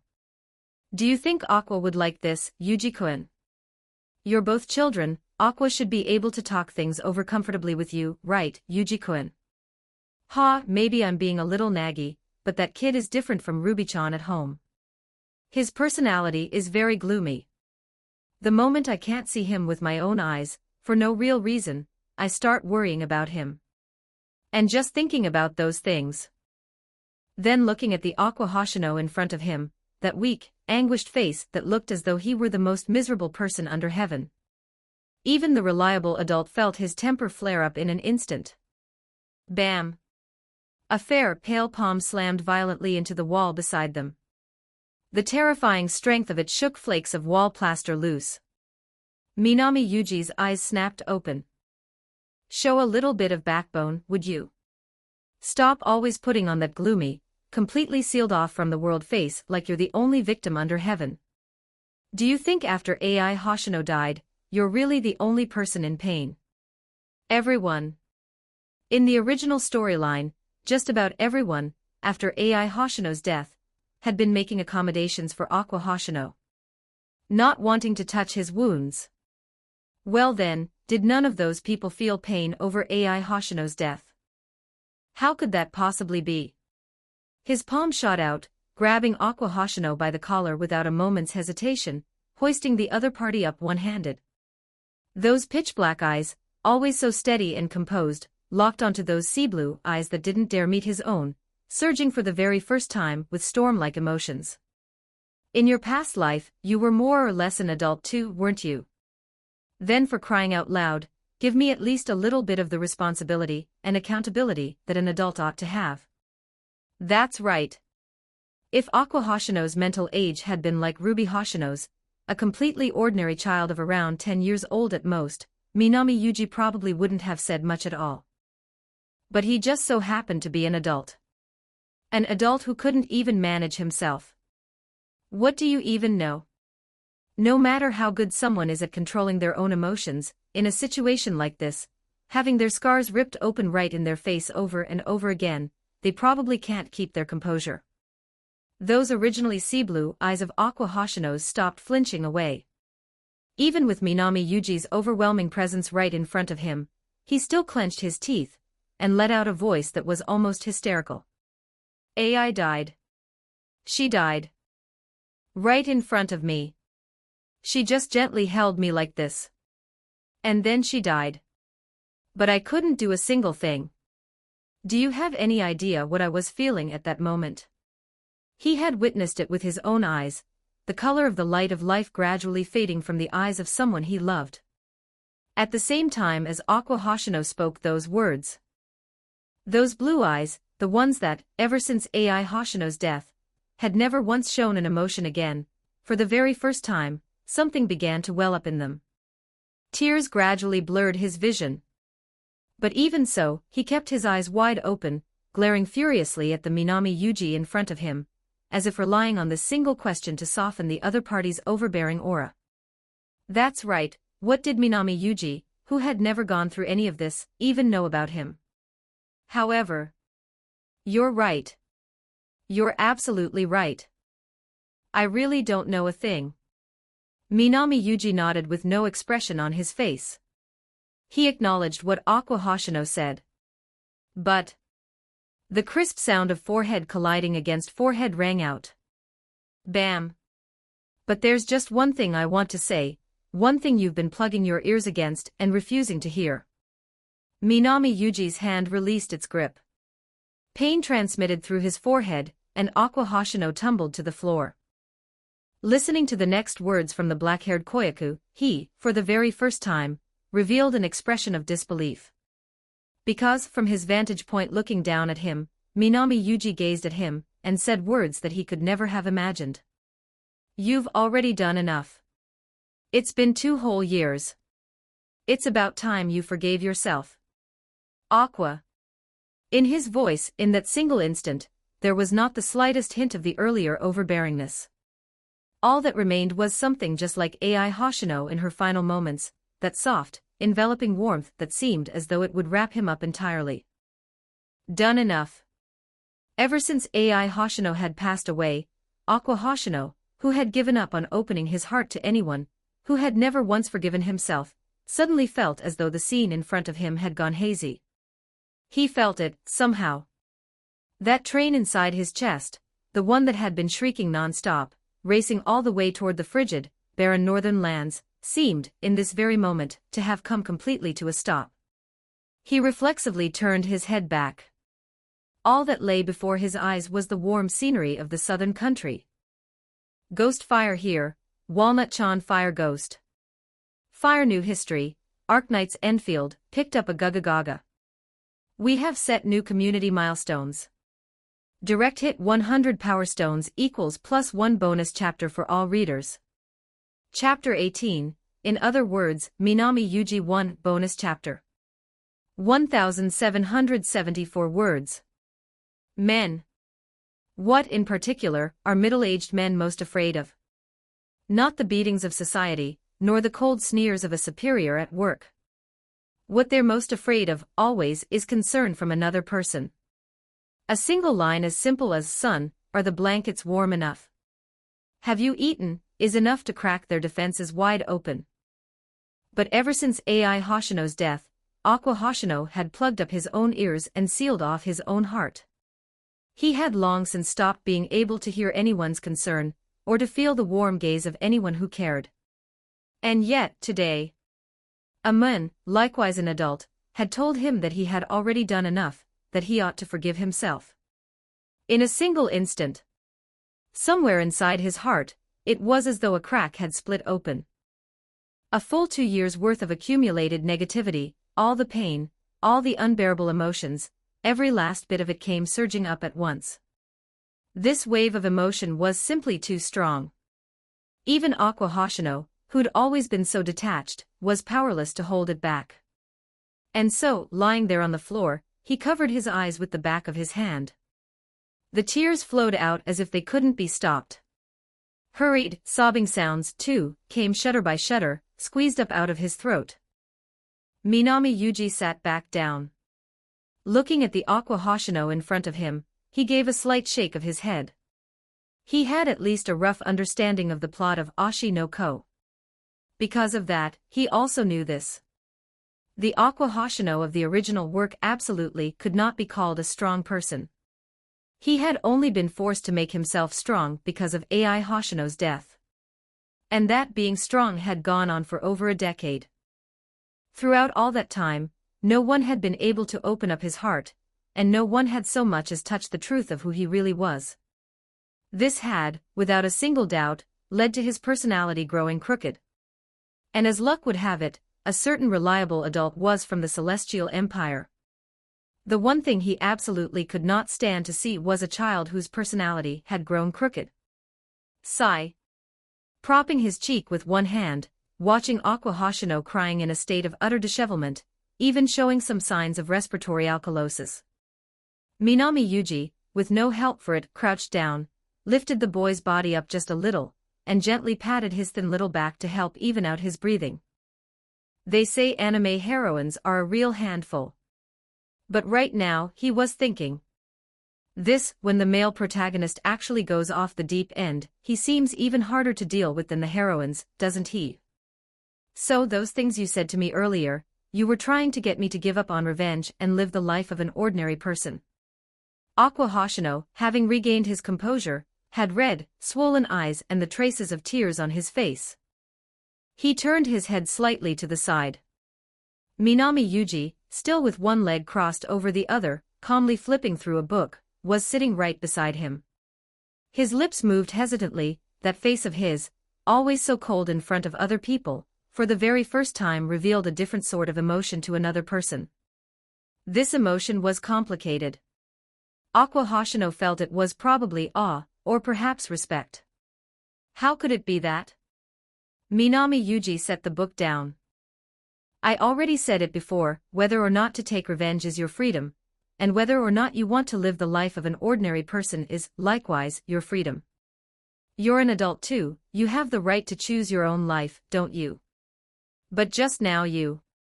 Aqua Hoshino was taken aback for a moment, and his expression took on a strange cast. This explanation from the other party was nothing like what he'd just said. What I said was for you to forgive yourself. At the end of the day, I never opposed your taking revenge in the first place. Minami Yuji blinked his eyes and looked over with a puzzled expression. Aqua Hoshino choosing to take revenge for his mother was simple human nature. On that point, Minami Yuji hadn't, from the very beginning, intended to butt in. After all, this was the boy's own choice. What's more, even if I had opposed your revenge, you'd absolutely still keep pushing your plans forward in secret behind my back, wouldn't you? Minami Yuji shot the question back. Ah. That line, which sounded as if the other party had seen completely through him as a person, left even Aqua Hoshino unable to keep his old face from flushing red. Because it was exactly as Minami Yuji had said. Even though he had let go of a fair bit by now, his goal of taking revenge had never once wavered. So, even if it meant feeling a bit sorry toward Minami Yuji, even if it meant keeping it secret on the sly, he was going to see this purpose through to the end. Just as he didn't know how to answer this question.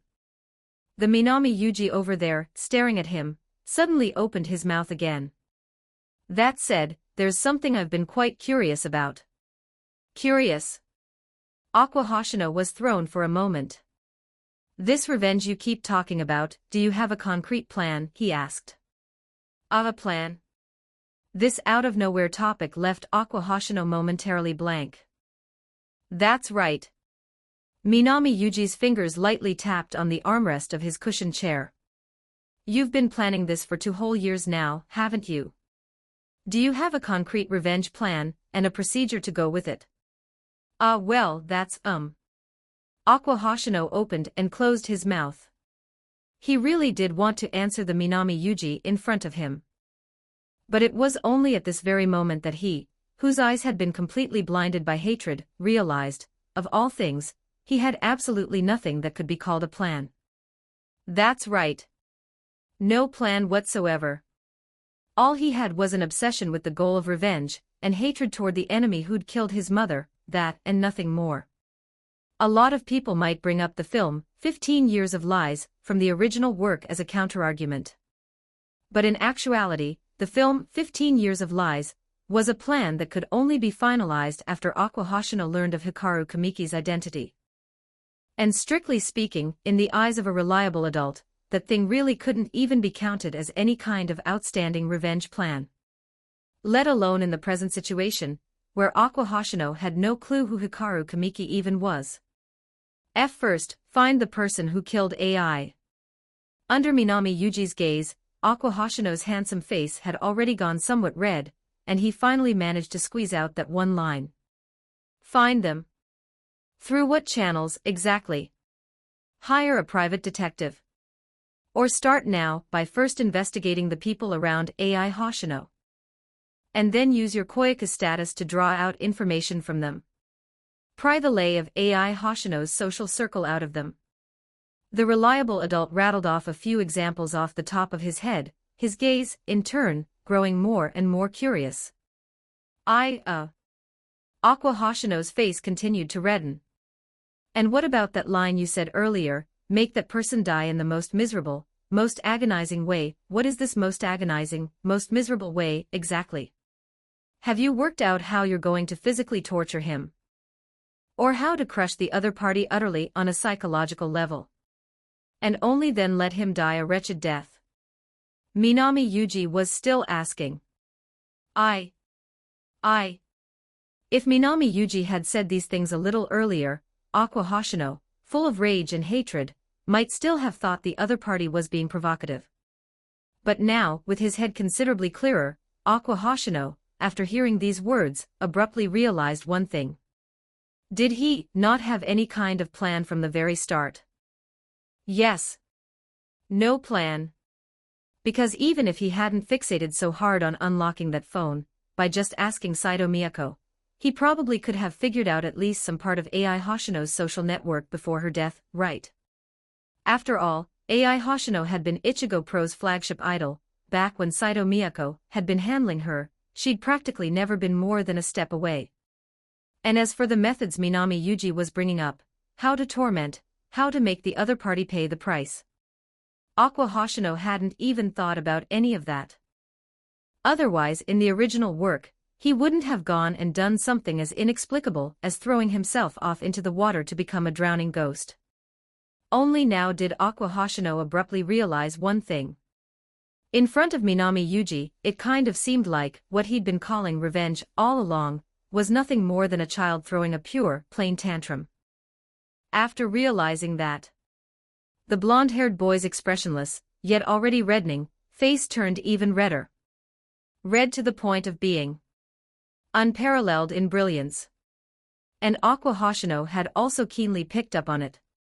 The way Minami Yuji was looking at him was getting more and more weird. So in other words, you haven't even thought out a concrete plan. You don't even have a plan for how to properly handle the other party once you find them. Are you serious? Yeah. Even though his handsome face was burning hot with shame, Aqua Hoshino still nodded. And then HSSS.